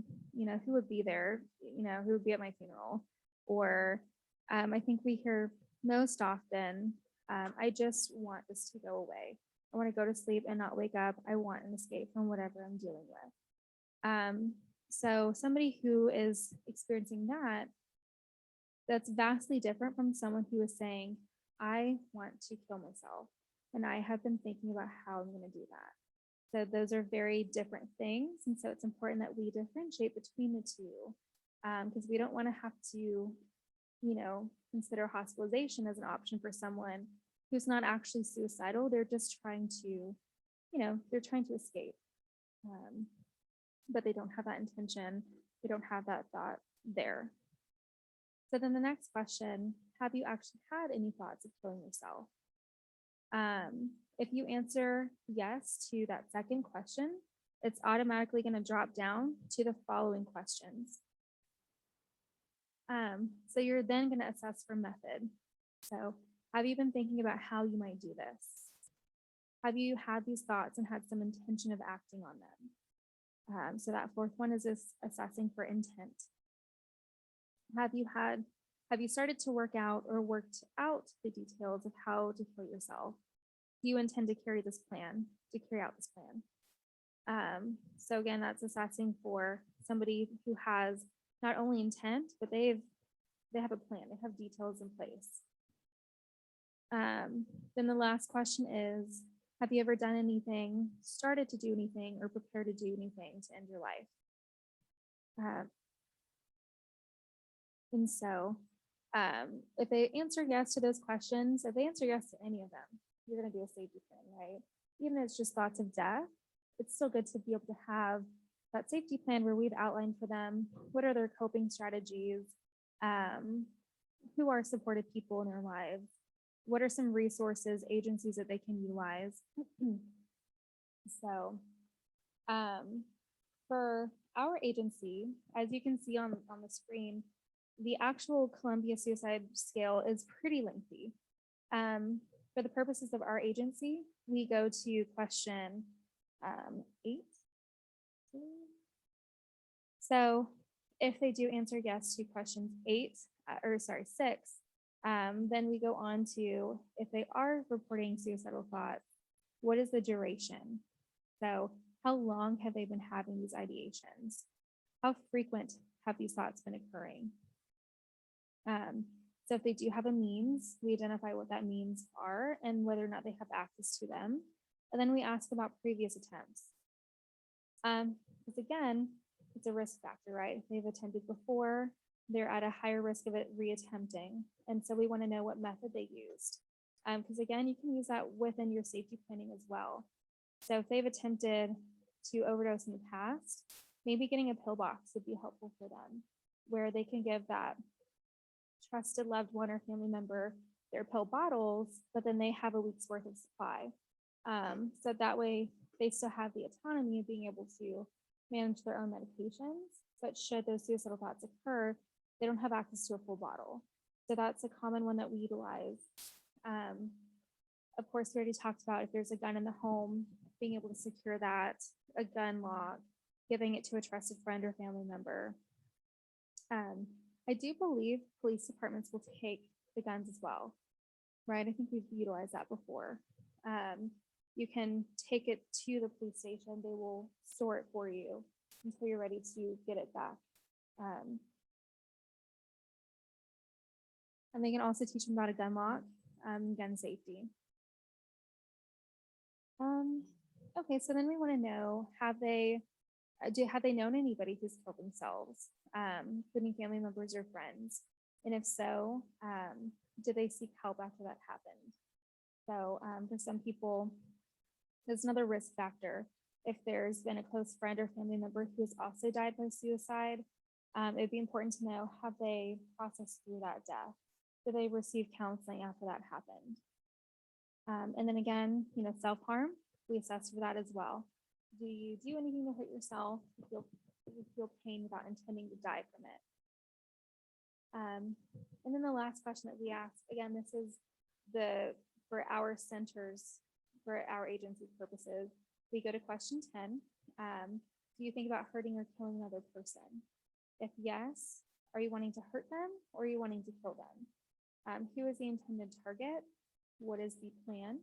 So again, where, when, how, and what are the frequency of the thoughts? So again, just like with suicidal thoughts, with homicidal thoughts, we do differentiate wanting to hurt others versus wanting to kill. We've had people come in and say, I just want to beat them up so bad. I don't want to kill them. I just want to make them feel the pain that I felt. We see that a lot with people who've been victimized in the past. I want them to feel the pain that they did to me. So if they start saying things like that, we want to at least weed out, are they having thoughts of going and killing that person? Or is this more of just thoughts of revenge or anger towards what's happened? It's important to differentiate the two. Good question. Texas is a funny state for that. Does anyone know the answer to that?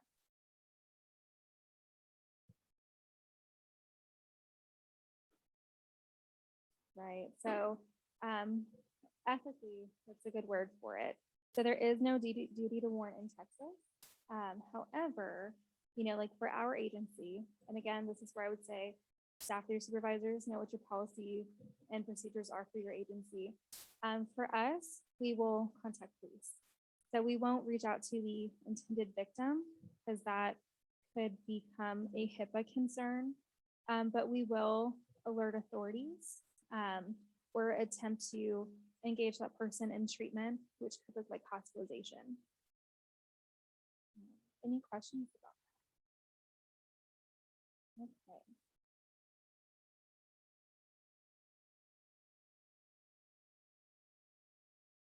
Oh. I'm sorry, say that again? Uh-huh.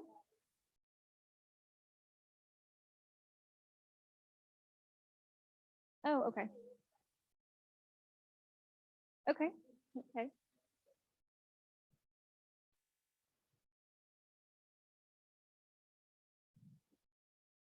Yeah. Yeah. Yeah.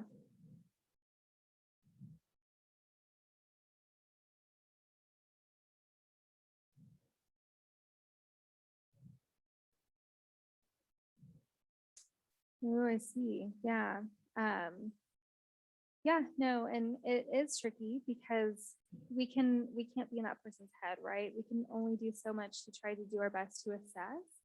Are they just intrusive thought, or are these thoughts that they are perseverating on, that they are consistently thinking about, fixated on? So, for a situation like that, I would say looking at a history. Have they have a history of aggression? Have they ever sought out to harm somebody? Is there any drug or alcohol use involved? What's proximity to the person? And then, assessing for their ability to adhere to the treatment. Do they seem like they understand the severity of some of the thoughts that they're having and they're committed to working with you to decreasing them?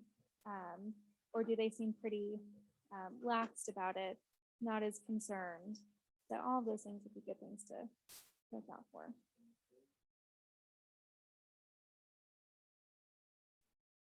Mm-hmm.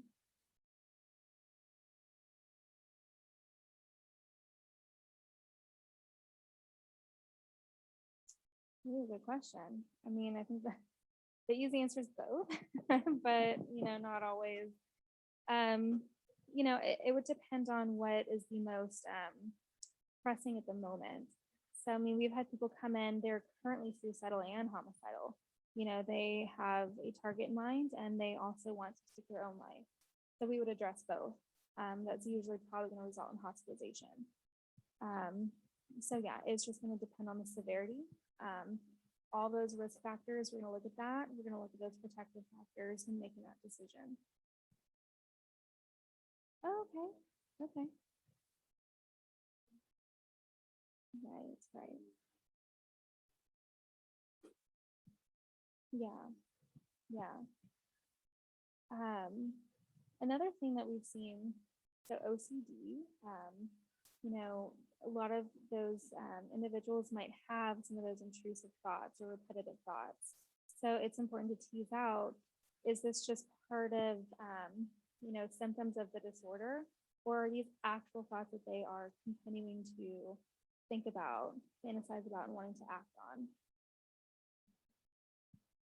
Okay, so then, so as far as the CSSRS, as I mentioned, we use the condensed version of it for the purposes of our agency. But then in our crisis assessment, we do go on to look at reported symptoms, their mood, their affect. So you can see here, we assess for depression symptoms, anxiety, psychosis. Is everybody familiar with what psychosis means? So essentially having hallucinations, which would be auditory or visual, hearing voices, thinking they're not real. Delusions are going to be a false belief.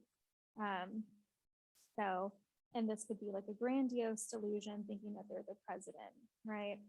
This could be paranoid, thinking that people are hacking into their phone, people are out to get them. If they're manic, they might present with pressured speech, very tangential thinking, loose associations.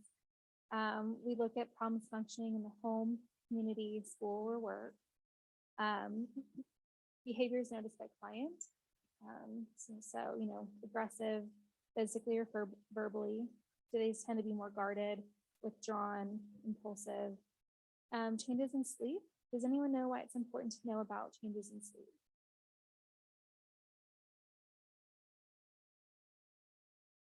Absolutely, right.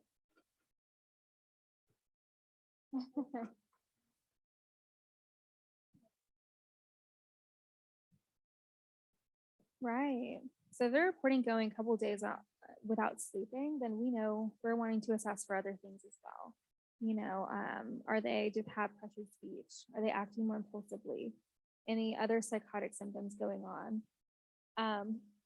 When we're not sleeping, our body is not resting, right? So we're not recovering the way that we need to be. And so if you have somebody who's already struggling with depressive thoughts, let's say, and then on top of that, they're so sleep deprived, that can worsen and exacerbate those symptoms.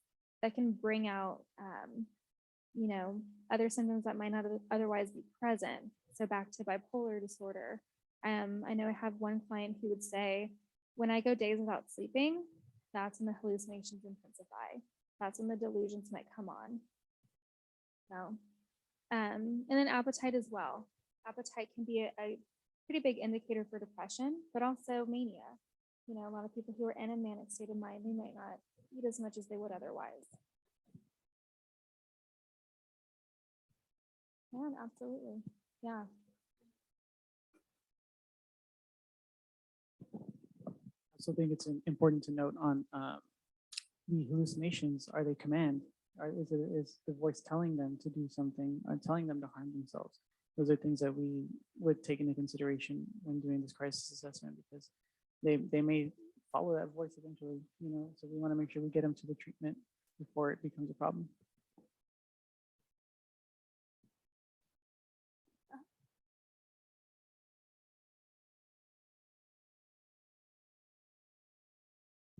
Adamant?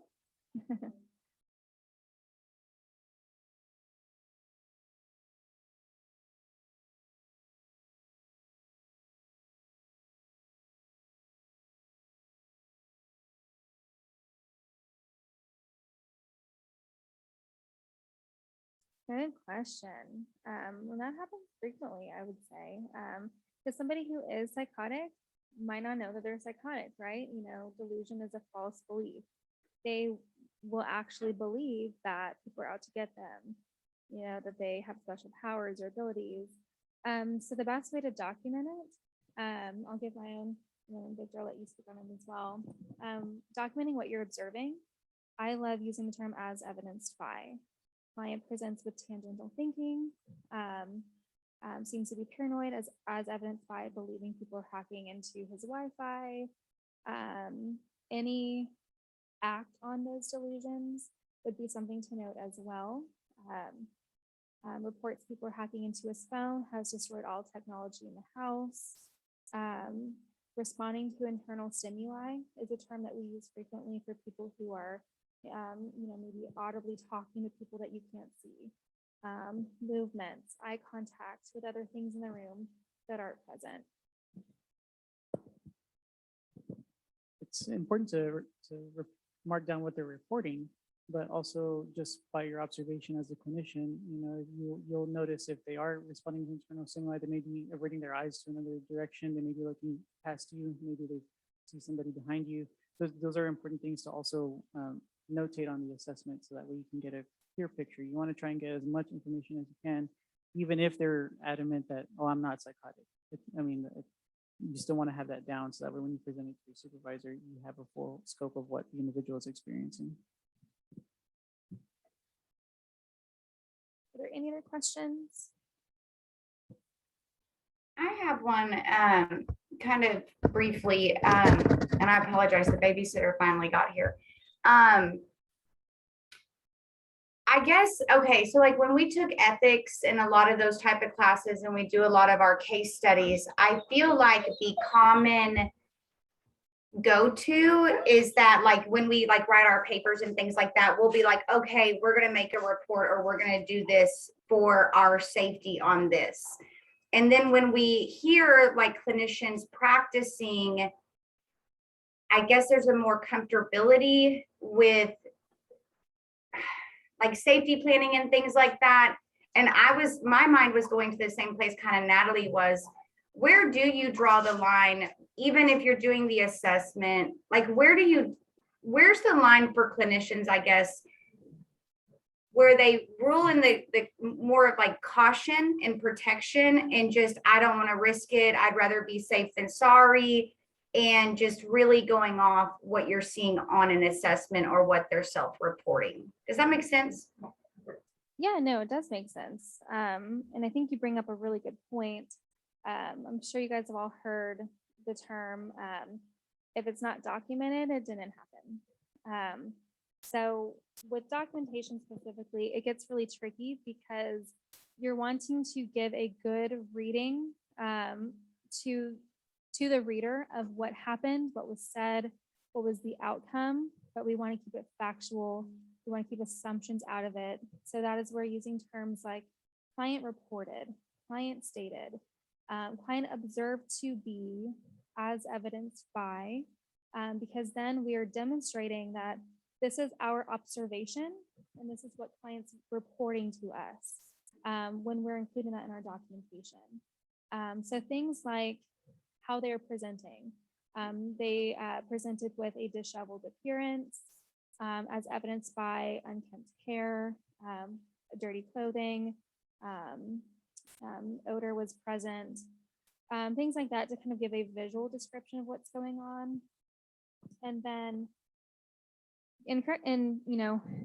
stop me if I'm kind of going the wrong direction, but I think part of what you're also getting at as well is drawing the line between wanting to adhere to client safety plan and all being okay with that. But then as a clinician, you have the duty as well to ensure, my license is still on the line. My supervisor's license is still on the line.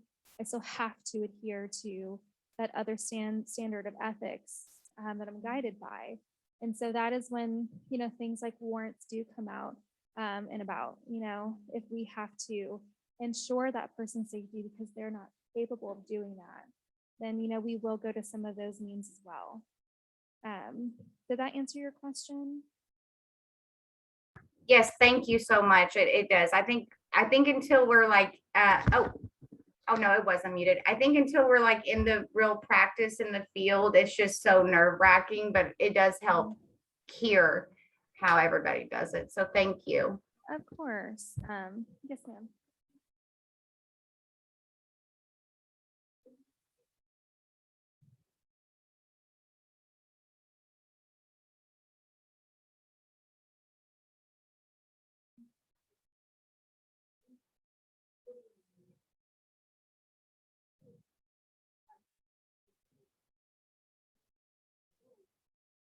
Mhm.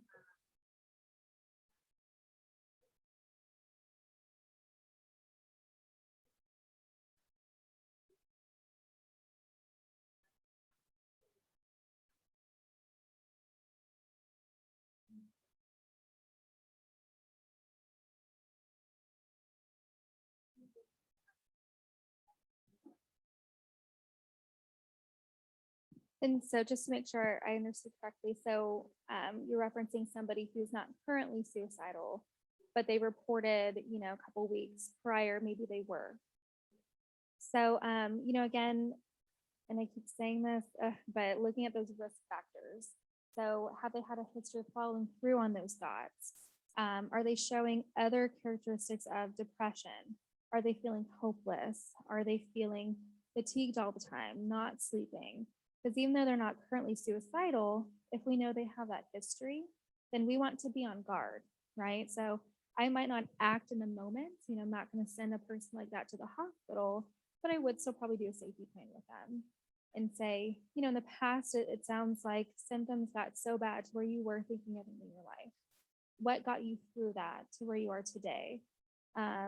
If somebody's attempted in the past, I might ask, what helped you through during that time? Following the attempt, what was the most helpful to help get you back to the state of being that you desire to be at? So I hope this answers your question, but wouldn't take immediate action per se, as far as immediate hospitalization. But I would still do a safety plan because I want to be prepared for in the future if those symptoms do increase. What are we going to do? Where are we going to go? Who are we going to call? How are we going to handle that?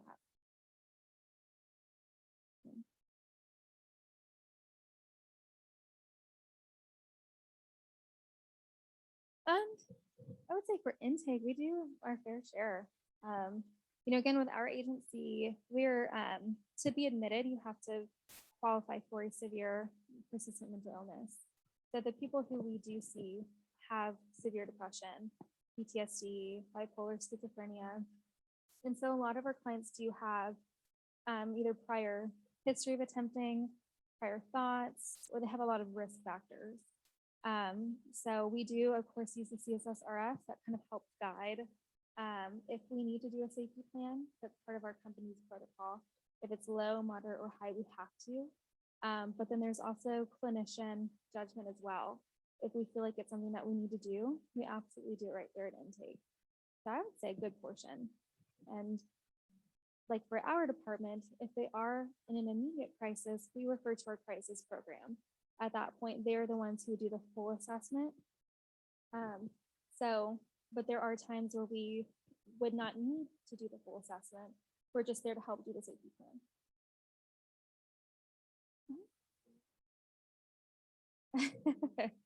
And, again, the safety plan, it's a tool, we've gotten away from the mindset of safety contracts. Contracts are very different. Contracts are you're signing, stating that you are not going to kill yourself. Those are shown to not be helpful. We're not trying to convince the person not to kill themselves. We're trying to, validate how they're feeling that moment, and then working with them to determine, well, what are some safety factors we can put into place? What can we do to help improve these symptoms so we're no longer having these suicidal thoughts? So that's where a safety plan becomes so important, because it's more than just what are you going to do right now to keep safe, but let's highlight your strengths. Let's highlight your coping skills and those resources that you have access to. Should you ever find yourself in a situation where you're heading backwards, you have this in place as things that you can do right in the moment to help.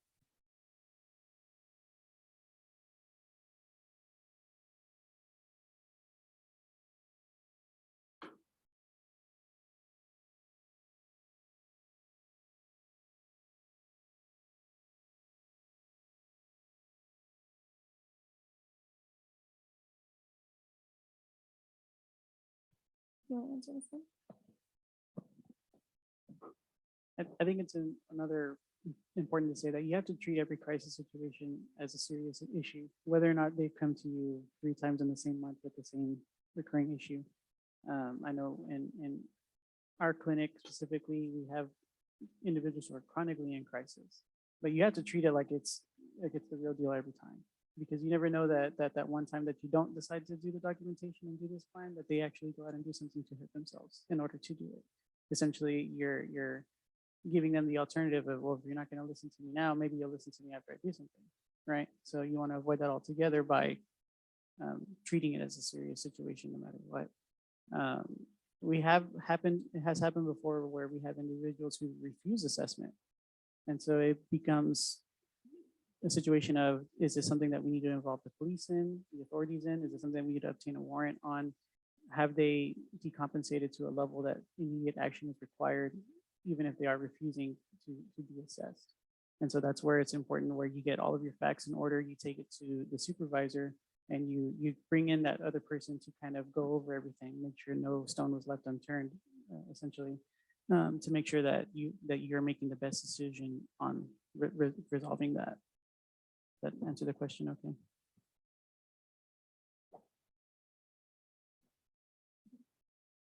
I can answer that. Yeah.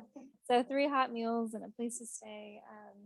I'll be honest with, we serve a lot of the homeless population as well. And so it's kind of a known thing that for some people, that might be the way that they've learned how to get their needs met, is by going to the hospital and reporting SI, because they know that they will have a place to stay.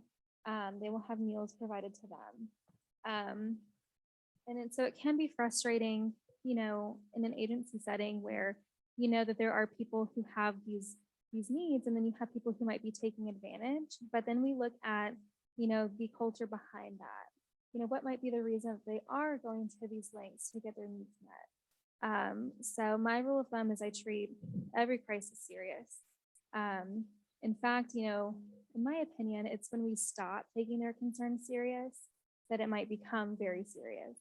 So, if you think about that adolescent who's self-harming, if they're told repeatedly, like, you're just doing this for attention, you're just doing this for attention, they might up the ante a little bit, and they might actually follow through with attempting.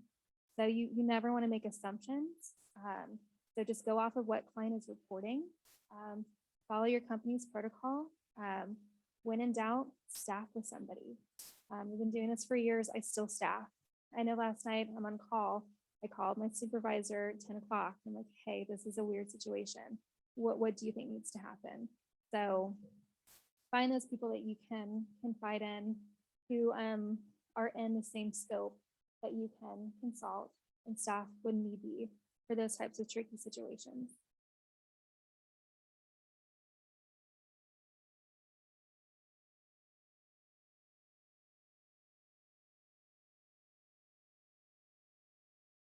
Yeah, and we're just reading over the chat. So I'm glad that was helpful. And yeah, when I worked at Northwest, I had the pleasure of working with Dr. Michael Hernandez. I don't know if you guys have heard of him. And there was something that he had mentioned to me that really stuck in regards to malingering. And he said, there will be a time where, as a doctor running a psych unit, he might see all the signs and symptoms of malingering behavior. But usually it takes experience in the field to recognize it and fully ensure that that is what's happening. And there's a pattern of documentation in place. So he was saying, it's not just about documenting right then and there what's happening, but looking back at past hospitalizations. Were they engaging in treatment, or were they staying in bed all day, coming out for their meals and going back? So documenting those types of behaviors, participation in treatment. Is there a precipitating factor that is commonly happening while they're reporting SI? I'm thinking of, maybe an individual where there's a lot of problems at home with family life. They get into a fight, now they're having suicidal thoughts. For a youth, we had one who they didn't want to go to school, so they would report SI. So there was like this cyclical behavior. So still, we're going to treat it in the moment as is, but it's important to have all that information documented, because if you do get to the point where you can safely say this person is malingering, you've already established that documentation trail to support that. Any other questions?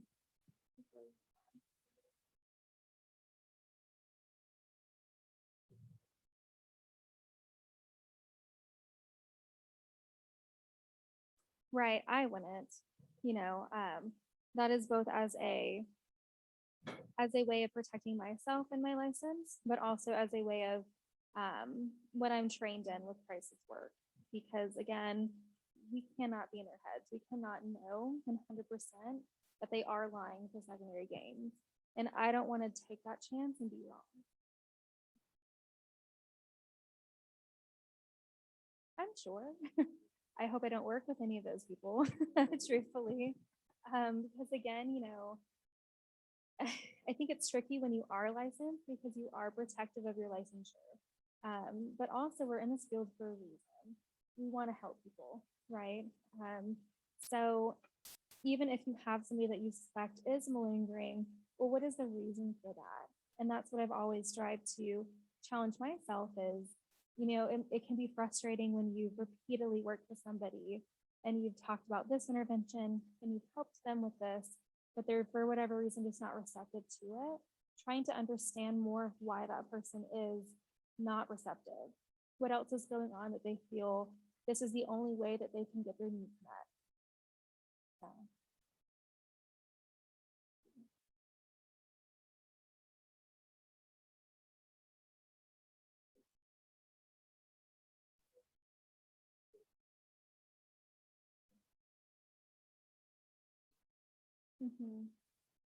Yeah, and so for that person, that might be her way of being able to cope week to week is having that safe place.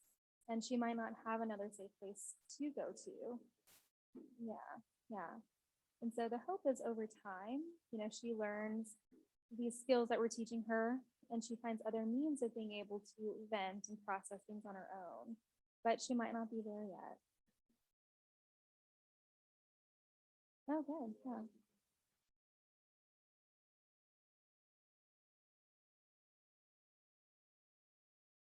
Excellent. Yeah. Absolutely. Yeah. So I'm trying to be mindful of time because we do have a role play practice with you guys. It'll take about 30 to 45 minutes. So I want to ensure that we have enough time to do that. So I'm going to move along here. A lot of these symptoms, let's see, we've already discussed this portion. So the last portion that we do is the mental status exam. So how they're, and we've already discussed this, but how they're presenting, what behaviors they're exhibiting, their thought processes. And then we also get into orientation. I'm sure you guys have all heard oriented times 4, some people use times 5, but essentially what that stands for, person, place, time, situation, day/date. So if a person is not oriented, they don't know what today's date is, they don't know why they're here, they don't know where they're at, that is going to take on its own level of risk, because then we're concerned, if we release this person back into the community, are they going to place themselves in harm's way if they're not oriented to reality?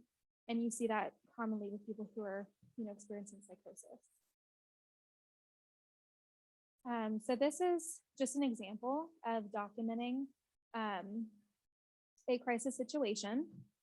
So client presents today with a depressed mood and affect. She is fearful at times, but is alert and oriented times 4. She reports current suicidal thoughts with a plan to overdose on her prescription pain pills.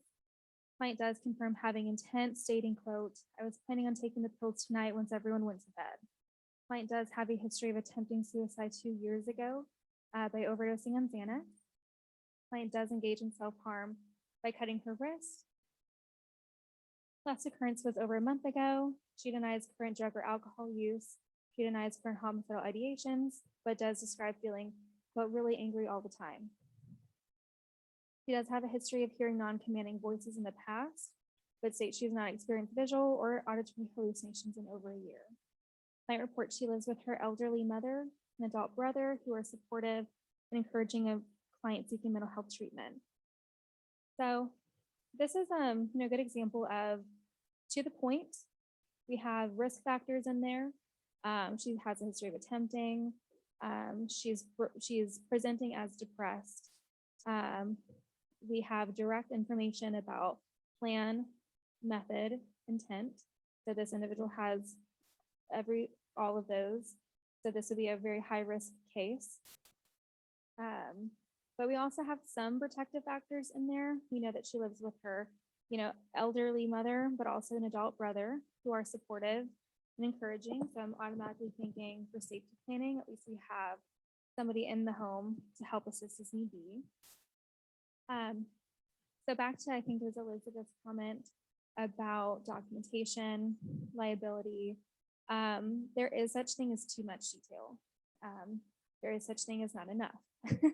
So, it does take some experience to understand that sweet spot, but essentially you don't want to leave any unanswered questions or things open to the reader's interpretation. You want to make sure all the facts are there, and all the supporting facts are also included. So an example of, too much info might be, for example, reports she really enjoys doing art, says she plans, wants to do that. I'm struggling here. Basically, when it comes to documenting your crisis stuff, you want to keep it short and to the point. There might be things that are relevant to the case, but is it relevant to this crisis right here in the now? And if the answer is no to that, then you don't need to have that in your assessment, if that makes sense. Do you have anything to add on that?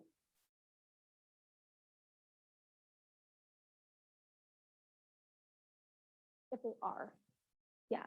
So her question was on that last page for orientation, we would check off if they're currently oriented.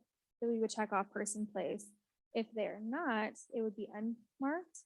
And I would expect to see in the narrative an explanation of that. So your narrative is also your place to further elaborate on some of the yeses you might have in the CSSRS. So for example, at our agency, they might have had suicidal thoughts three weeks ago. So that would be a yes for having suicidal thoughts, but they're not currently suicidal. And we would want to explain that, because if we leave that unexplained, it just looks like, yes, they're having thoughts of plain and intent, when in reality, that was 3 weeks ago. So time frames, super important to have that in there as well. Okay, so in regards to documentation, what does staff? First and foremost, lethality. So suicidal thoughts, homicidal thoughts, method, plan, intent, means, access, target, all that good stuff that we've been talking about. We want to have that clear and documented. Psychosis, hallucinations, delusions, we want to indicate if they're currently having it, but also if they're not, right? We don't want to leave any questions unanswered. So that's why you'll see things like denies AVH, denies substance use, denies homicidal thoughts, because that shows that we did ask and we did assess, and that is not a current risk factor. We want to document current risk factors. So again, in the example, we had her history of attempts, substance use, impulsivity, access to means, and then protective factors. So family, community supports, positive relationships with children. So I added this one in because that is something we'll hear as well is, I have 2 small children at home. I would never leave them. I know that they need me. So that could certainly be considered a protective factor. Coping skills, religious, spiritual beliefs. So this is kind of where we get to the break in the presentation. Does anybody have a question so far at this point? Okay, good. If you think of any along the way, as y'all been doing, just stop and ask us. Does anyone need to use the bathroom or take a quick break? Okay, let's take like a 5-minute break, and then we'll resume with this video.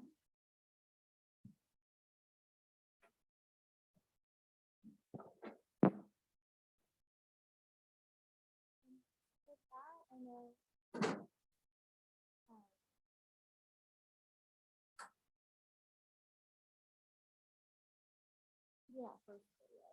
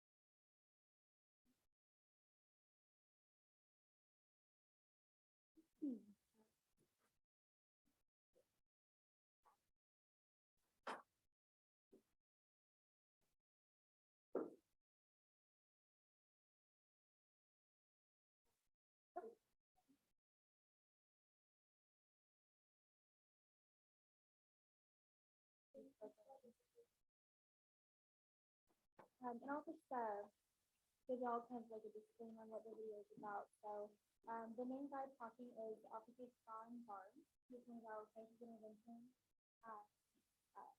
CCTV officers. So he works with us and he will respond with the teenagers to solve it immediately.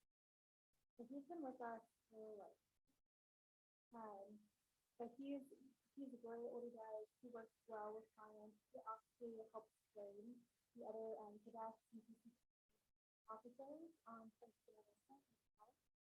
So this is a video of 10 explaining and then like I said, it also has some live footage from his body, some of the crises that there is in.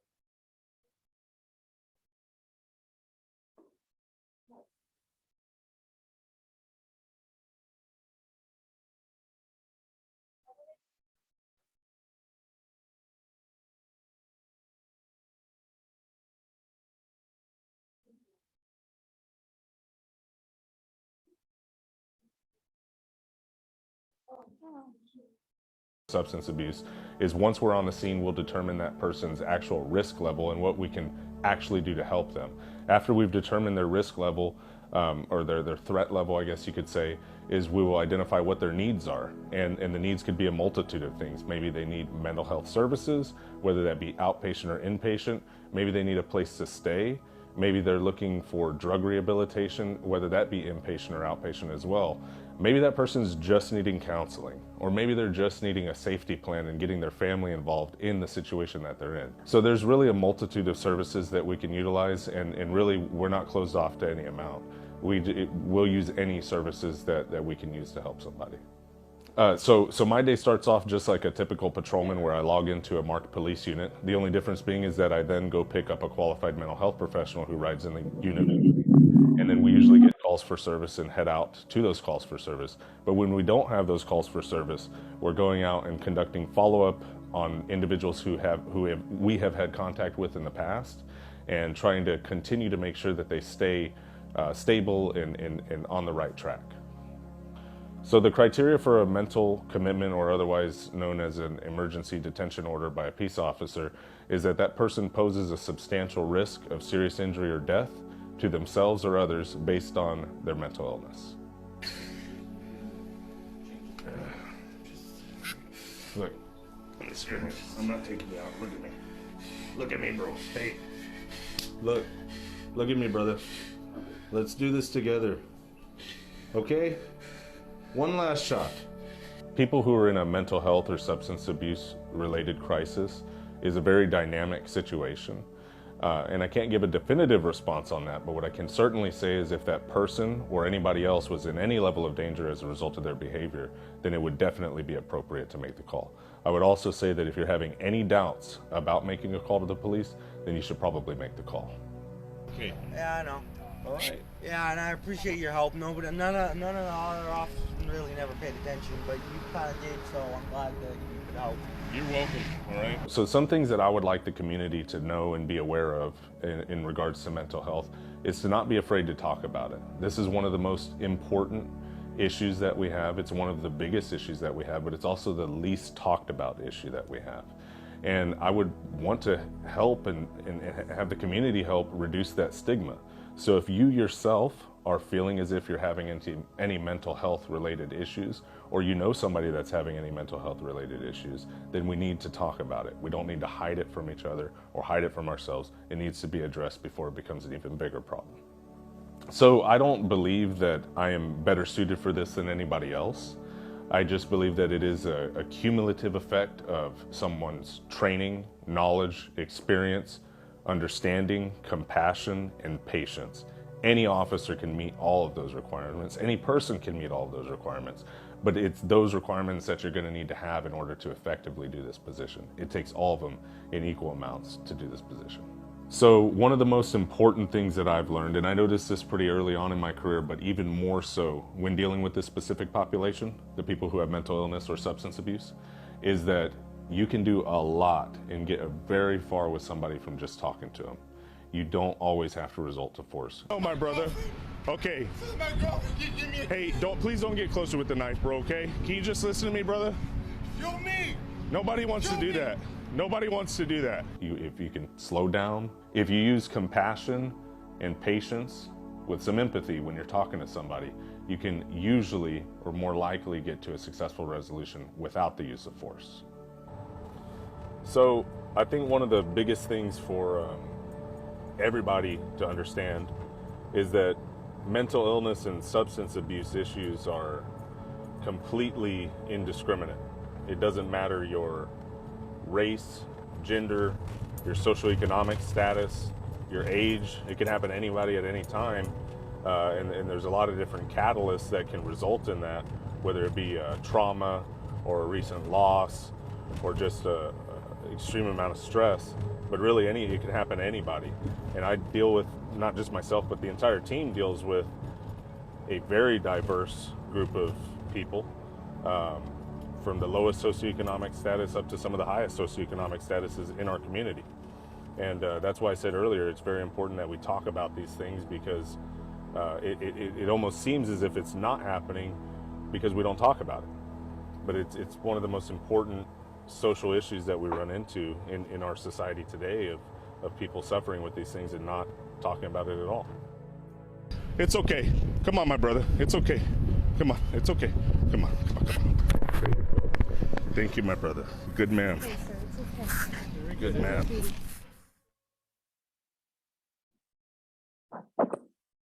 So yeah, that is good example of what a crisis not only could look like or present like, but all the things that he said in there, very reminiscent of what we've been going over so far, right? So having empathy. A lot of times people in crisis, they just need somebody to take them serious, to listen and to understand where they're coming from. So that last video that you saw, the man with a knife, that was a call that came in about a year or two ago. And I was helping to staff at that time.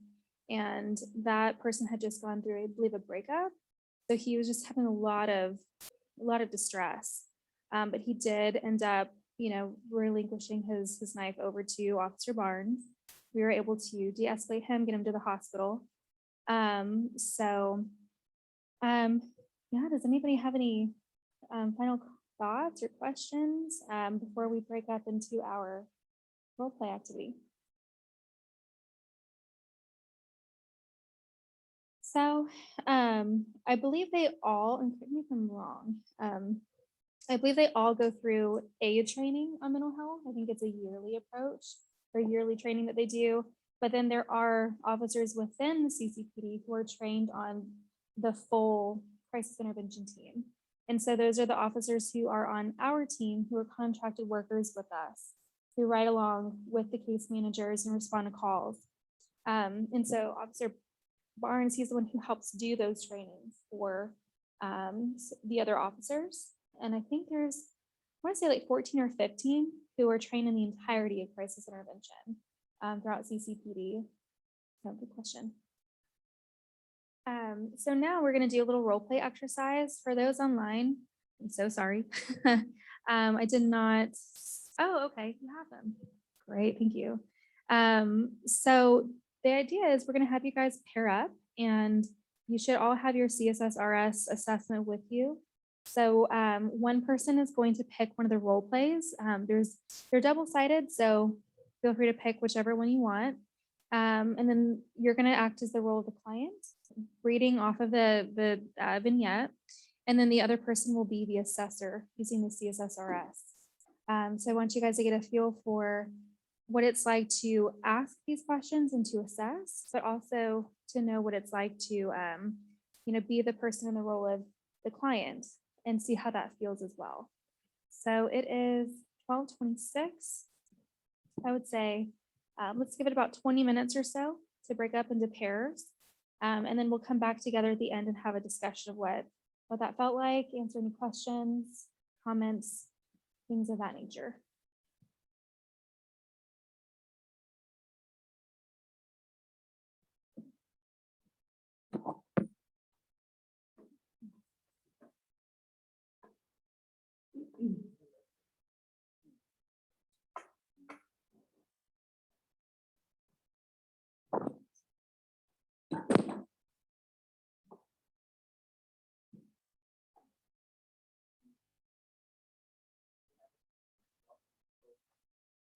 Having a great discussion. Well, just wanted to come back together because I know this is over at 1, so I wanted to be able to wrap up everything. So let's start by talking a little bit, if anyone wants to share, what did that feel like to assess for suicide? And then if you were in the role of the client, what was it like to be asked some of those questions? Any takers?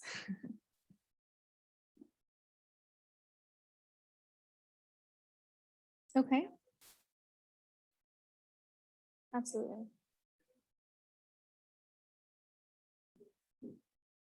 Yeah.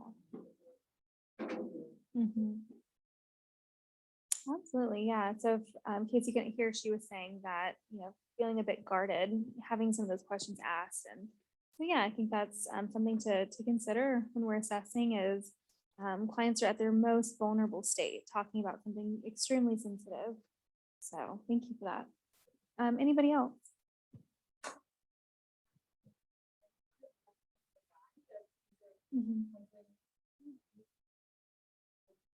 Yeah.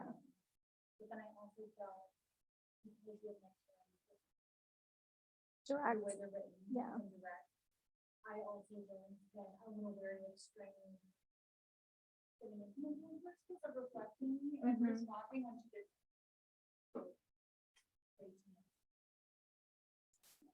I never used this. Yes. Absolutely. And I think it is kind of weird at first when you do it for the first time because it is so direct. And especially if you're reading the body language of the person, they're probably presenting as vulnerable, more reserved. And so coming right out with, are you having thoughts of killing yourself can almost feel a little counterintuitive than what we're there to do as a counselor. So I just encourage y'all to just understand like the reason for it. And sometimes, not sometimes, always, helping to communicate that to client as well. I'm going to ask these very direct questions. This is part of my training to be able to assess appropriately. So yeah, good point.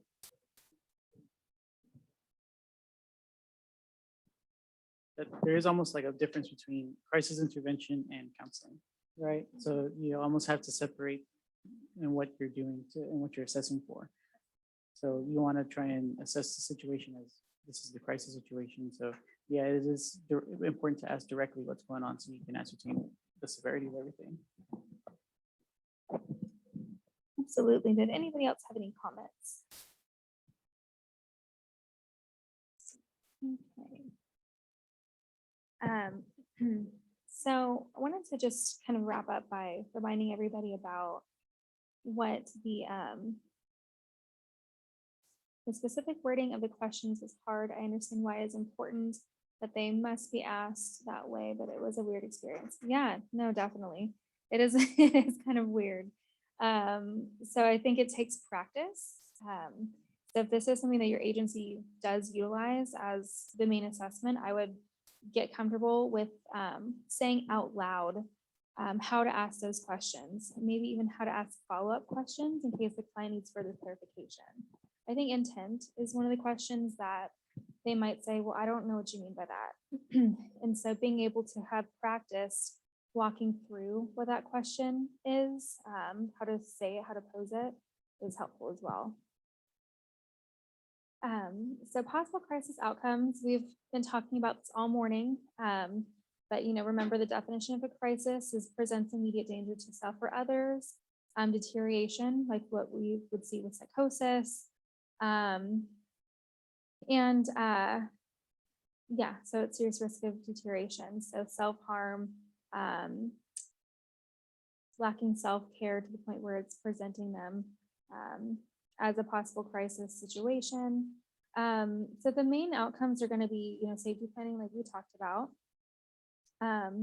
hospitalization, that of course would be the last resort. We always want to go with the least restrictive environment. But if it does get to that point where that person, there's too much risk in order to ensure that person's continued safety, then we do look at that as the option. Getting a welfare check, we went over that as well. Some of the other things we haven't really touched on is referring back to like a doctor. Let's say this is something that, they have bipolar disorder, schizophrenia, they're manic, they're having hallucinations. Like medication stabilization at that point might be very important to be able to help get them stabilized. Yeah, okay, thank you. So not all crises end in hospitalization or safety plan. So we kind of talked a little bit about that as well. Consider what crisis means to the client. It might not always involve direct suicidal, homicidal thoughts. So, for some person, one of the vignettes, I don't know if anybody had Joseph, but that vignette was based off of somebody presenting very angry, very aggressive, but after assessing and talking to him, he just essentially needed to vent. He just needed a safe place to be able to get some of this off his chest and get some, gentle direction as to what to do next. And then referral to a respite center. Pathways is the respite center that we have through our agency, or even, we're even providing community resources. So, if they're homeless, let's say, helping them get into a shelter, if they're struggling with basic needs, food, things like that, food banks. Let's say they're in a domestic violence situation, maybe they need to go to a domestic violence shelter. So all of those could be hospital outcomes, not always just going to be your standard safety plan hospital. Now, this is the crisis hotline that we've been referencing all morning, 1-888-767-4493. So again, this is staffed 24 hours. It is local, it's here in Corpus. So when clients call, they're not talking to somebody over on the other side of the country, they're talking to somebody here locally who's familiar with the local resources, who can get them in contact with those local agencies. So they are accredited by the American Association. That should be suicidology, not sociology. Crisis response time. So when a client calls, if they're in an immediate crisis and they're needing an active response, they're going to rate it as emergent. And if that happens, then we have 1 hour to respond. Urgent, we have 8 hours. And if it's follow-up or routine, we have 24 hours to respond. And so again, we're contracted with them. So they will call our MCOT workers when someone calls and they'll say, hey, we have somebody who's reporting suicidal thoughts. This is their address. We will reach out to clients. You can go out to the home, complete that assessment, and then take it from there. So MHID services, again, that's where me and Victor work. So we do have our crisis services, such as MCOT, CIT. We have our crisis walk-in clinic, our respite center pathways. A respite center is, you can think of like a step down from hospitalization. So it's not a locked facility, but there is a curfew. But clients there, they have around the clock care, meals provided, a safe place to stay. It is temporary, so usually about 3 to 5 days. We do have a COC department, continuity of care. So we have 2 case managers who collaborate with the community. So people who are coming out of the hospital and needing to engage in services with us. If you're ever needing assistance with obtaining a warrant, that is another good resource. So those case managers, they will help you fill out the warrant and then help you, give you directives of where to go, who to talk to. We haven't talked a whole lot about warrants here, but just to give you an overview of what that looks like. So there is a form that you fill out. They're available to get at the courthouse. You would fill that out based off of what the person is saying or doing that's putting them in harm's way. And then you take that to a judge or justice of the peace. Those are the only people who can sign off on it. Once that happens, you'll contact Sheriff's Department or CCPD. They would come out and serve the warrant. So they would take that person in safely and get them to the hospital. So then we also have our IDD. That's the question? Yeah. Just for adults. Yeah, so we do not have, right? Yeah, so we do not have a child respite center, at least that I know of here in we do have some IDD respite centers. So IDD staff would be able to help point in that direction.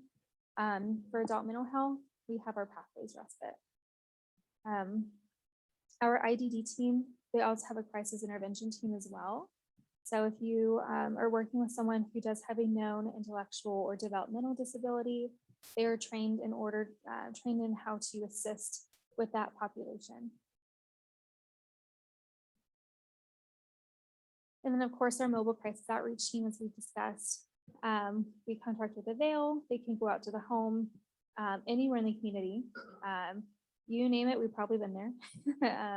Shopping center, social security office. So they will meet the client where they're at.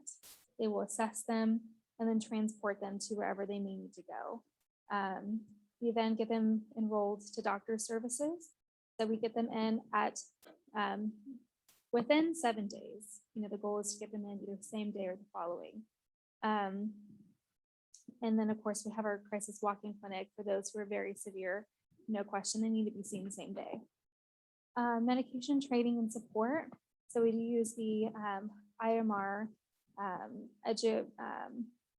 education to teach them about their diagnoses, their symptoms, medication management, things like that. So safety monitoring, so they follow up with them routinely. They do their safety plans. They discuss relapse prevention. And then they will go on to link them with a full level of care where they'll be enrolled for the rest of their duration at the center, where they can receive that continued case management and doctor services.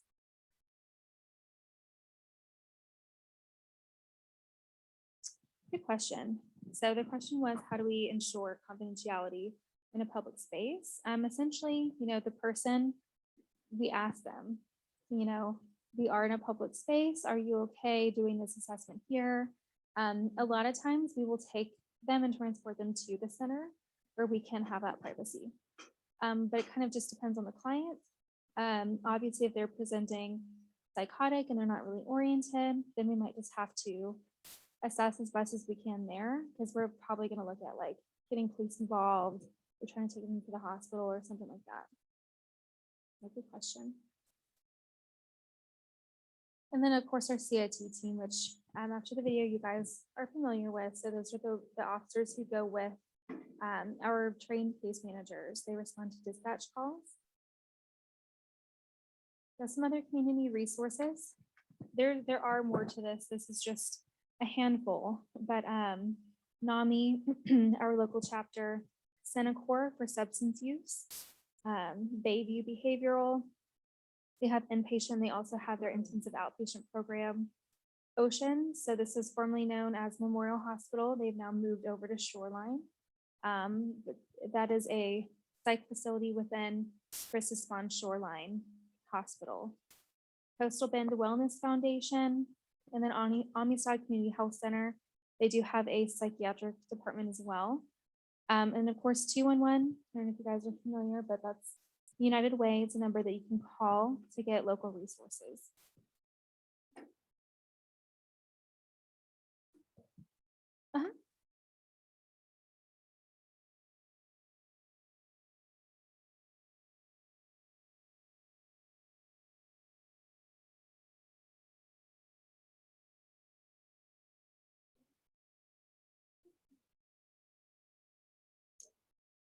So that's pretty much all we have for you guys.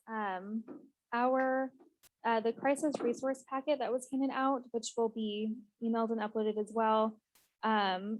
It's just got some good info in there for you guys. There's some stuff on mental status exam, risk factors, protective factors. So definitely that's for you guys to take with you. Any final questions about anything so far? You guys have been great. It's a great team here. So I appreciate letting us come out and talk. Thanks, guys. Oh, okay.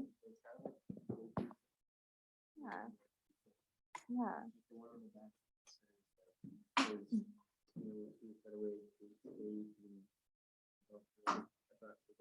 Yes. I like this. I'll have to get with Chad and ask him because this is really good. Yeah, very thorough, and it kind of. It is very We thorough. ask like those questions like very specifically, and that's Mhm. kind of like some of the questions you.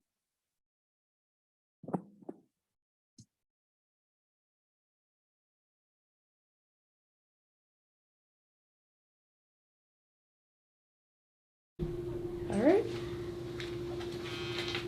Hi, Sam. My name is Sydney, and I'll be your counselor today. Before we begin, I want to go over confidentiality with you. Whatever you say stays between us in this room.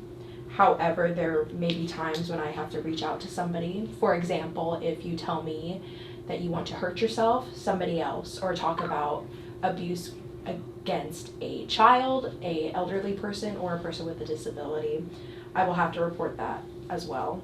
Also, if I receive a court subpoena, I do have to release the appropriate information. Do you have any questions about confidentiality? No.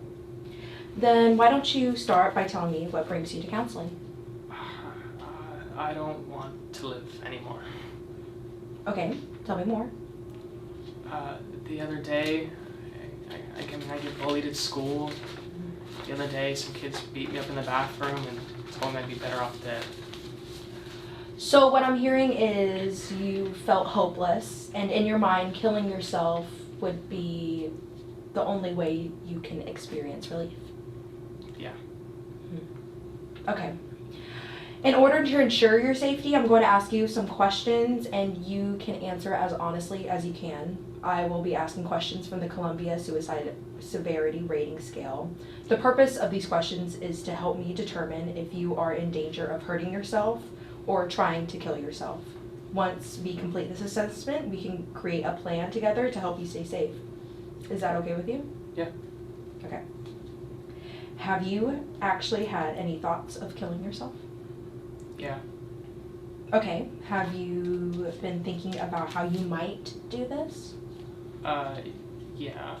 I was thinking about taking my parents' whole bottle of pain medication. Have you had these thoughts and some intention of acting on them? Yeah. Have you started to work out or already worked out details of how you might kill yourself? Yeah. I was gonna take my parents' whole bottle of pain medication. Did you intend to carry out this plan? Yes. Have you ever done anything, started to do anything, or prepared to do anything to end your life? I was going to, I was in the bathroom and I had the pain medication in my hand and I sat there for over like an hour just thinking. Was this within the last 3 months? It was last night. Okay. So based off the responses you gave me, it looks like you are highly considered at a high risk of suicide.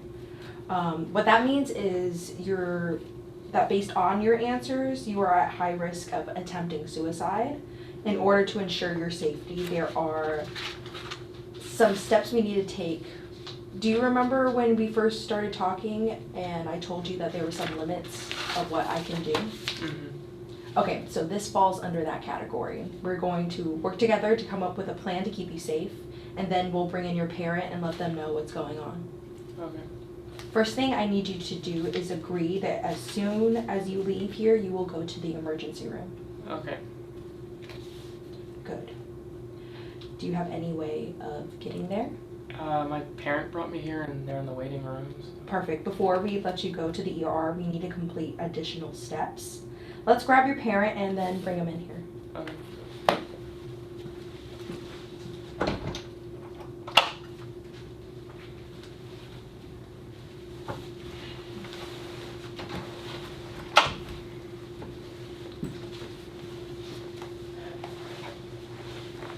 Okay, I brought you in here because your child is considered a high risk of suicide. In order to keep them safe, we have to do some things prior to that. So first, I need you to sign this agreement stating that you will go take them to the emergency room as soon as you leave here today. Okay.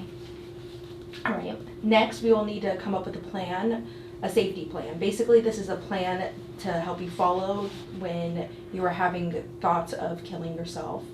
By following this plan, you are more likely to stay safe and will not be at high risk of suicide. We will go through this and create this plan for you together. Okay. What are your warning signs that indicate you might be moving towards a crisis? This could be thoughts, images, moods, situations, or behaviors that you experience typically before you have thoughts of suicide. It usually happens when I just think about what happened at school. I just keep hearing them say I'd be better off dead. Any other warning signs you can think of? No, not really. What are some things that you can do to take your mind off of the problems that doesn't require contacting another person? I like watching funny videos on my phone or just laying in my bed. That's good. Those things seem like they really help you. If those things are not accessible to you, then what 3 people can you contact in order to help? My parent, for sure. They're my biggest source of support. And then my best friend. They know I've been struggling, stressing out a lot. And then I guess maybe my English teacher. He's really cool and I trust him. Okay. So go ahead and write down their names here. Let me jump in.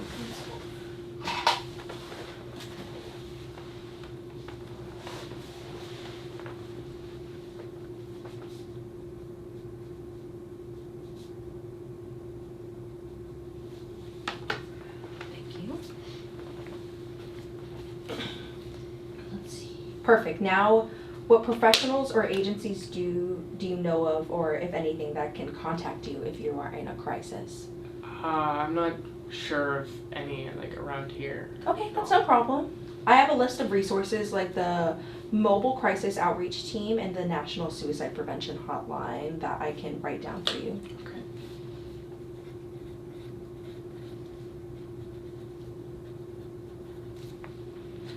Last thing, what can you do to make yourself in a safe environment? I guess we could put the pain medication only where you know, and just so I don't know where it is. It sounds like that would really help you. Is there anything else you would want to add or change to your safety plan? I think we're good. Okay, perfect. If you don't have any other questions, we can go ahead and bring your spouse in and let them know what's going on. When you can get to an emergency room and they can further help you. Do you have any other questions? No, I just want them to get help. So thank you. I understand. Go ahead and take this safety plan and then you can head to the ER. Thank you.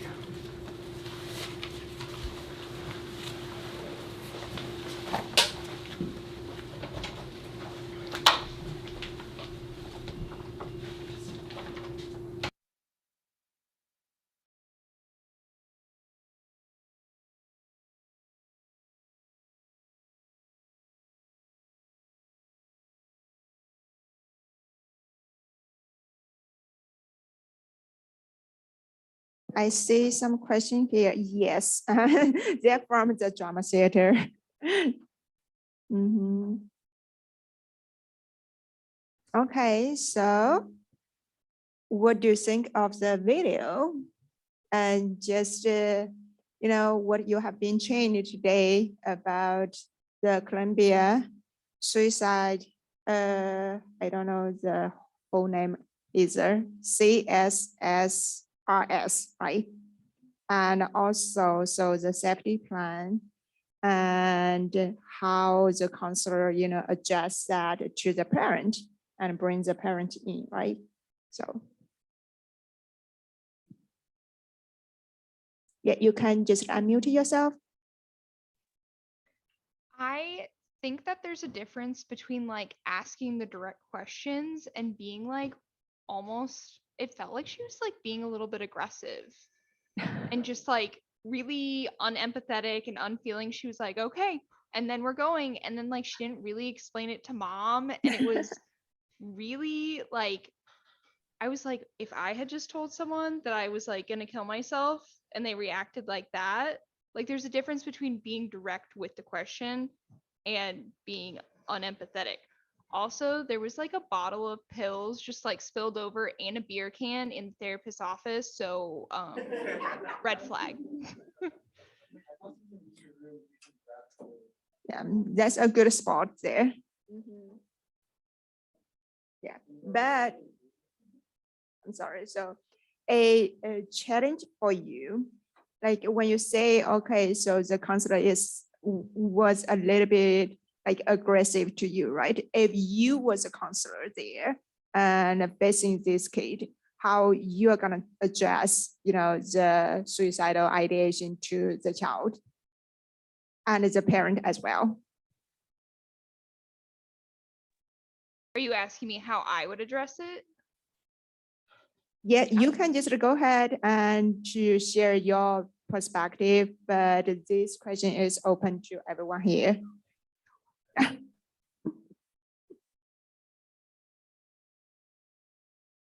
Any thoughts?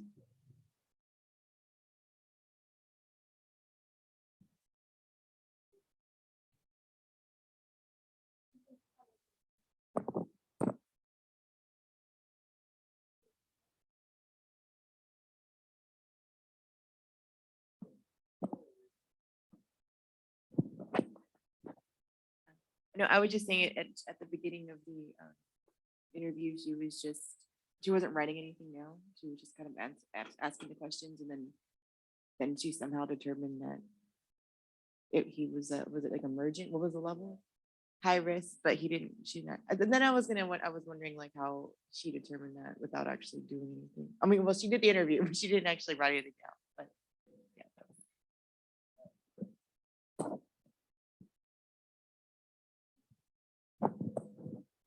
That like at the turning point site that I'm at, like we have this clipboard, and as you answer the questions, it just says like if you're high risk or not. That's all I was saying. Vaguely like that. So if you say this one,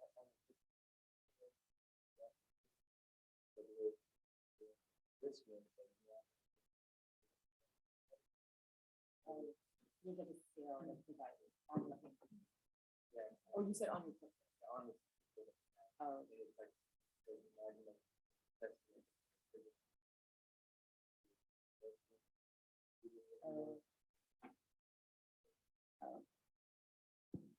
Thank you for that. Anyone from the online want to share something?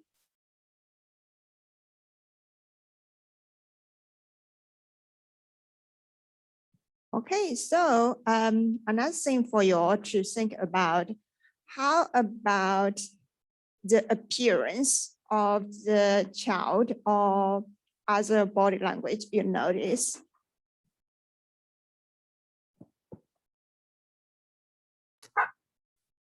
I think that's kind of what was throwing me off. And I'm sorry, I can't hear if any of the students are talking, so just tell me if they are. But that's what threw me off at first when I asked if because I remembered something about theater students, but then I thought maybe it was a counselor.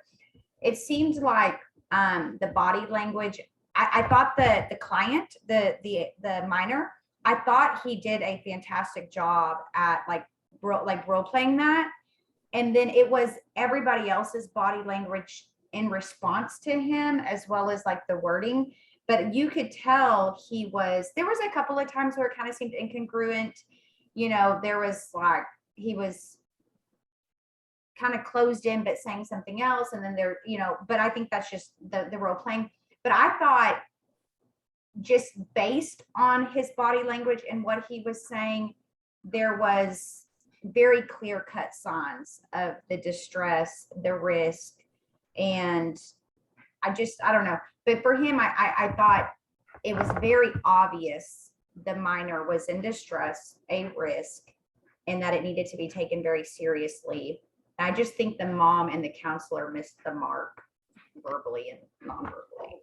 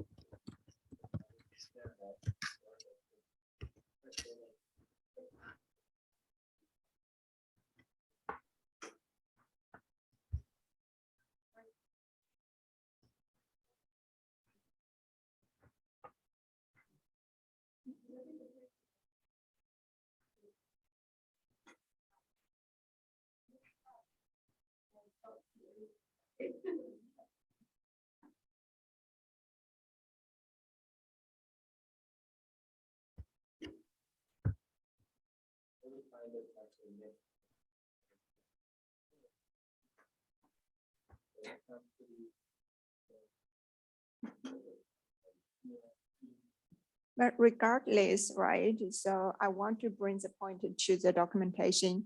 And so you see the body language, you see, okay, the child is presented in the session with a distressed effect as evidenced by what? So on your documentation, right? So you see the child is not like having the eye contact with the counselors, with the mom. And also, so one of his behavior actually is just wring the hand. So that could be your documentation, you know? So you want to be very clear about that. In that case, you wouldn't like, ethically speaking, so that documentation as evidenced by from your observation can protect you and your client. My question is very simple. What would you be doing if the client says, I don't have a car, my mom is not outside, I mean, I'm here alone, I just came. Do you send him to the hospital by himself? What do you do when you work?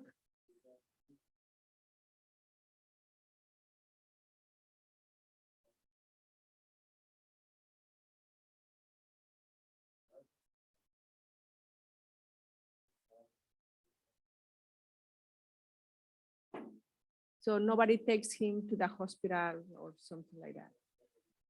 Somebody would. Oh.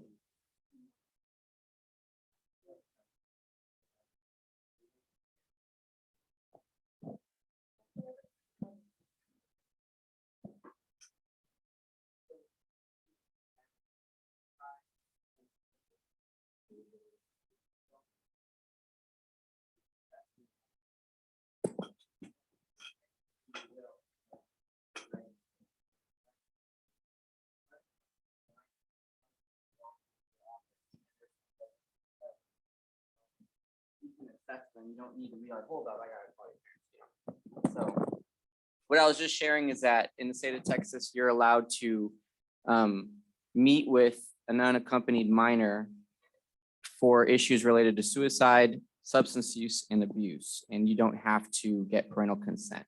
Eventually, you'll have to have parental consent if you want to continue treatment with them, but for the purpose of assessment to determine safety, you can do that. And then another thing I wanted to share is that we don't ever admit anyone to the hospital. We make the recommendations that they go to the hospital, and the hospital staff determines admission there.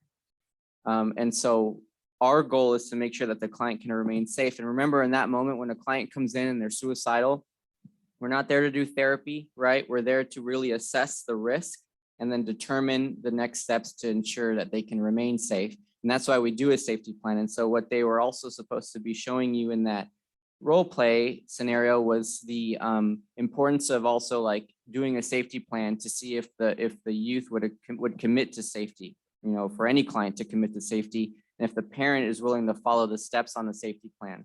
And so you want to also give the family a copy of the safety plan too, and always do a follow-up on the safety plan when you meet with them later on.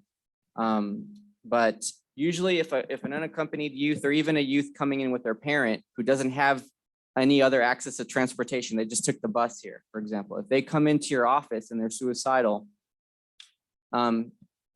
and you work at a community agency like MHID at Youth Services, there is somebody who's designated as the officer of the day, and they would be there to take on the walk-ins that come in. And then they'll do a crisis assessment, they'll do a safety plan, and then they'll staff with their supervisor if they need to determine recommendation for them to go to the hospital. And then as far as arranging transportation, that'll either be coordinated by the officer of the day, or if they feel like the youth is somebody who's not willing to go, they're unsafe, then you can have an officer go and escort them to the hospital. But that would also be something that you would have to work out with your supervisor, and you'd want to ask for an officer who's trained in mental health. Some officers won't transport, so that's a tricky situation. But if you feel like the youth should go and they're willing to go, then the best thing is to arrange transportation that way, where a family member or even your staff, if your agency allows that transportation, to provide that transportation to them. But one of the challenges is coordinating transportation to a hospital if you feel like that's what is necessary. But the mobile crisis outreach team can arrange that too. If you're in private practice or you're working somewhere else, you can always call the mobile crisis outreach team, and they'll come to your location at your office and they'll do a crisis assessment, and then they'll kind of take it from there, and they'll determine if they need to go to the hospital or will arrange transportation.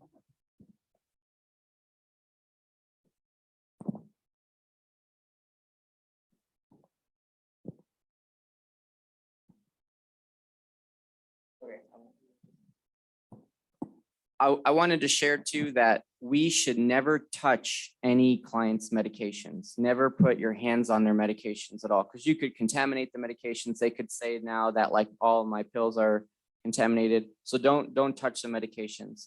In that scenario, they were trying to set up a home environment, and then the role play turned into this is my office, and so it messed things up a little bit. But you can still kind of imagine that maybe a counselor has their own medications accessible out there. So yeah, so you definitely want to take away all things that could be potentially dangerous. You want to take away sharp objects, knives, you want to take away access to medications. And then when it comes to a home environment, you want to also have them commit to the safety plan where they put away the medications and they lock them up and they store them away, put away sharp objects, put away knives, agree to supervise them. If the plan is to keep them in the home, if they feel like they can commit to safety until the next follow-up appointment. Yeah.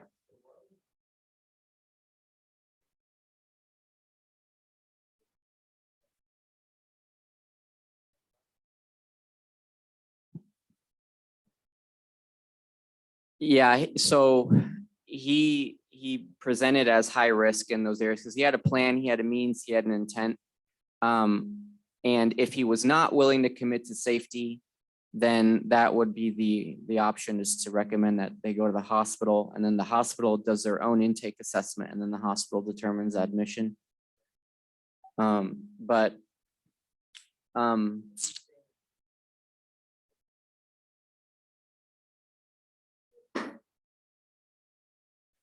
Right. What we should also think of is our goal doing crisis assessment and intervention is to prevent hospitalization. So if we feel like as mental health professionals, we can prevent hospitalization because the client's willing to commit to safety, we should go with that option. But you remember, you don't make decisions alone.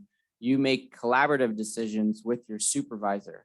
So just to give you all peace of mind, that decision doesn't all fall on you. Okay. This is like a department sort of, decision between you and your supervisors.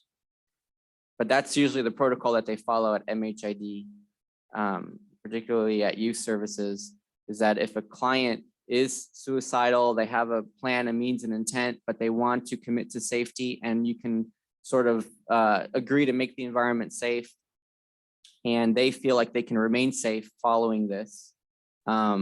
They don't want to hurt themselves in the sense where they don't want to follow through with the plan, and they can be supervised, then you and your supervisor will talk about that. And then if you all determine that, we're not going to recommend hospitalization at this time, we're just going to follow up with them tomorrow, that's an option, and see how they feel. But if they continue to feel worse, then they can go to the hospital. And the family can always determine to go to the hospital on their own. They don't need our permission to do that.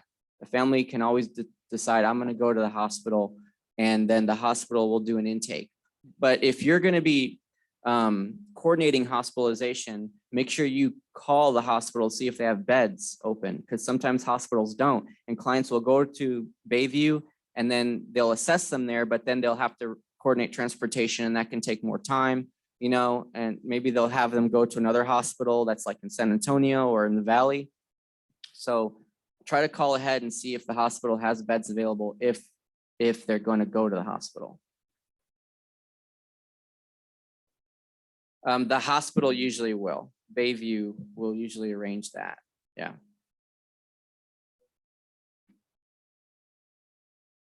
Yeah, I think so. I've had police officers who have been really supportive and helpful, and then other police officers who kind of been like unhelpful, and so it just varies. But I do think that the training that CCPD is doing for mental health is great, and their officers are being more informed, and it's nice to see that we have CIT officers who are trained in crisis intervention services. Dr. To follow up, I guess that's what I was even trying to ask earlier. And I think it's so easy that we have gotten into like just do the report, call the police. Like, I think I've answered that virtually on every case study, like every ethics dilemma, everything was always like, I'm just going to err on the side of caution. And listening to everybody, it seems like that's like, I think when it really struck my mind today was when she said, and then you said, you want to keep them in the least restrictive place that's safe.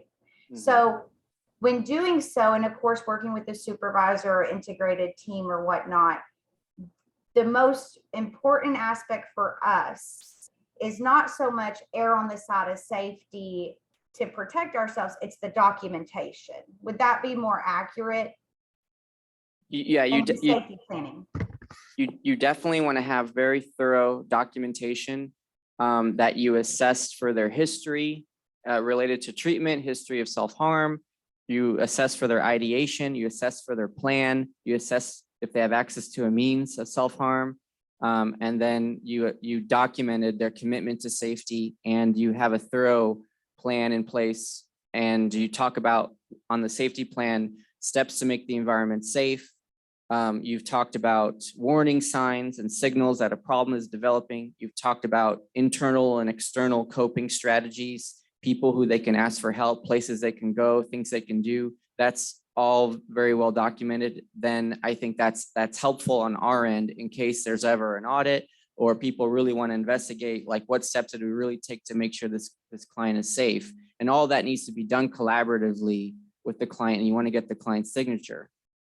So that's important that, that this is really done truly with the client. Does that help answer your question?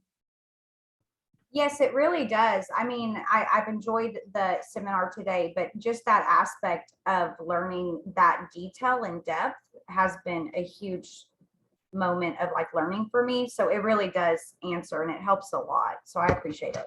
Great.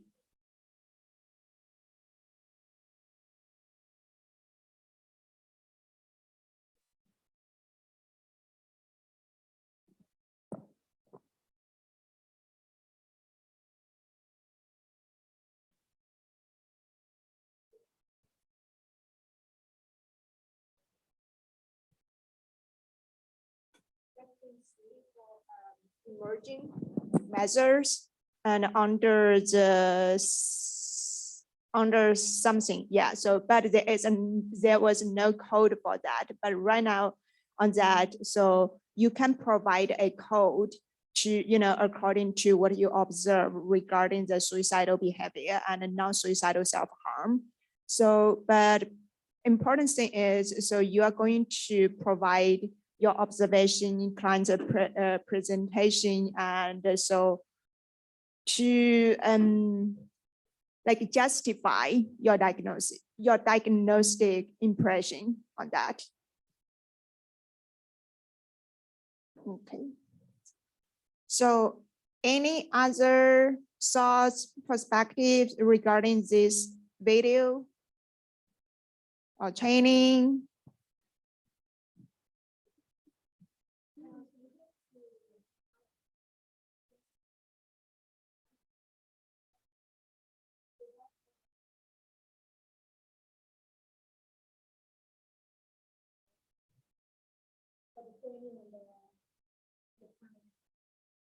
Right, so it's total of from 9 so they'll get 5 hours, and part of hours they'll get 3.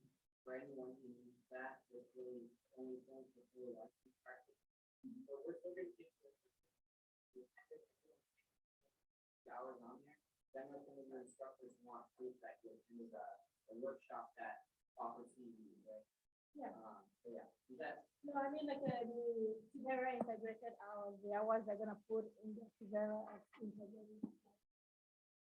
Interactor under the training and supervision. Mhm. Yeah.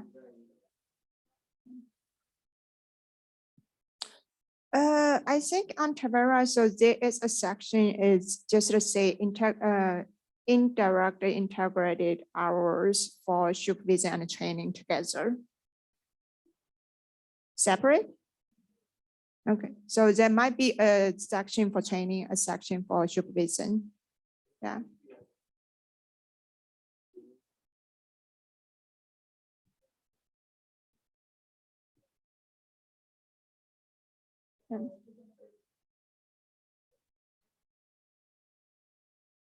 Yeah, yeah, by our training.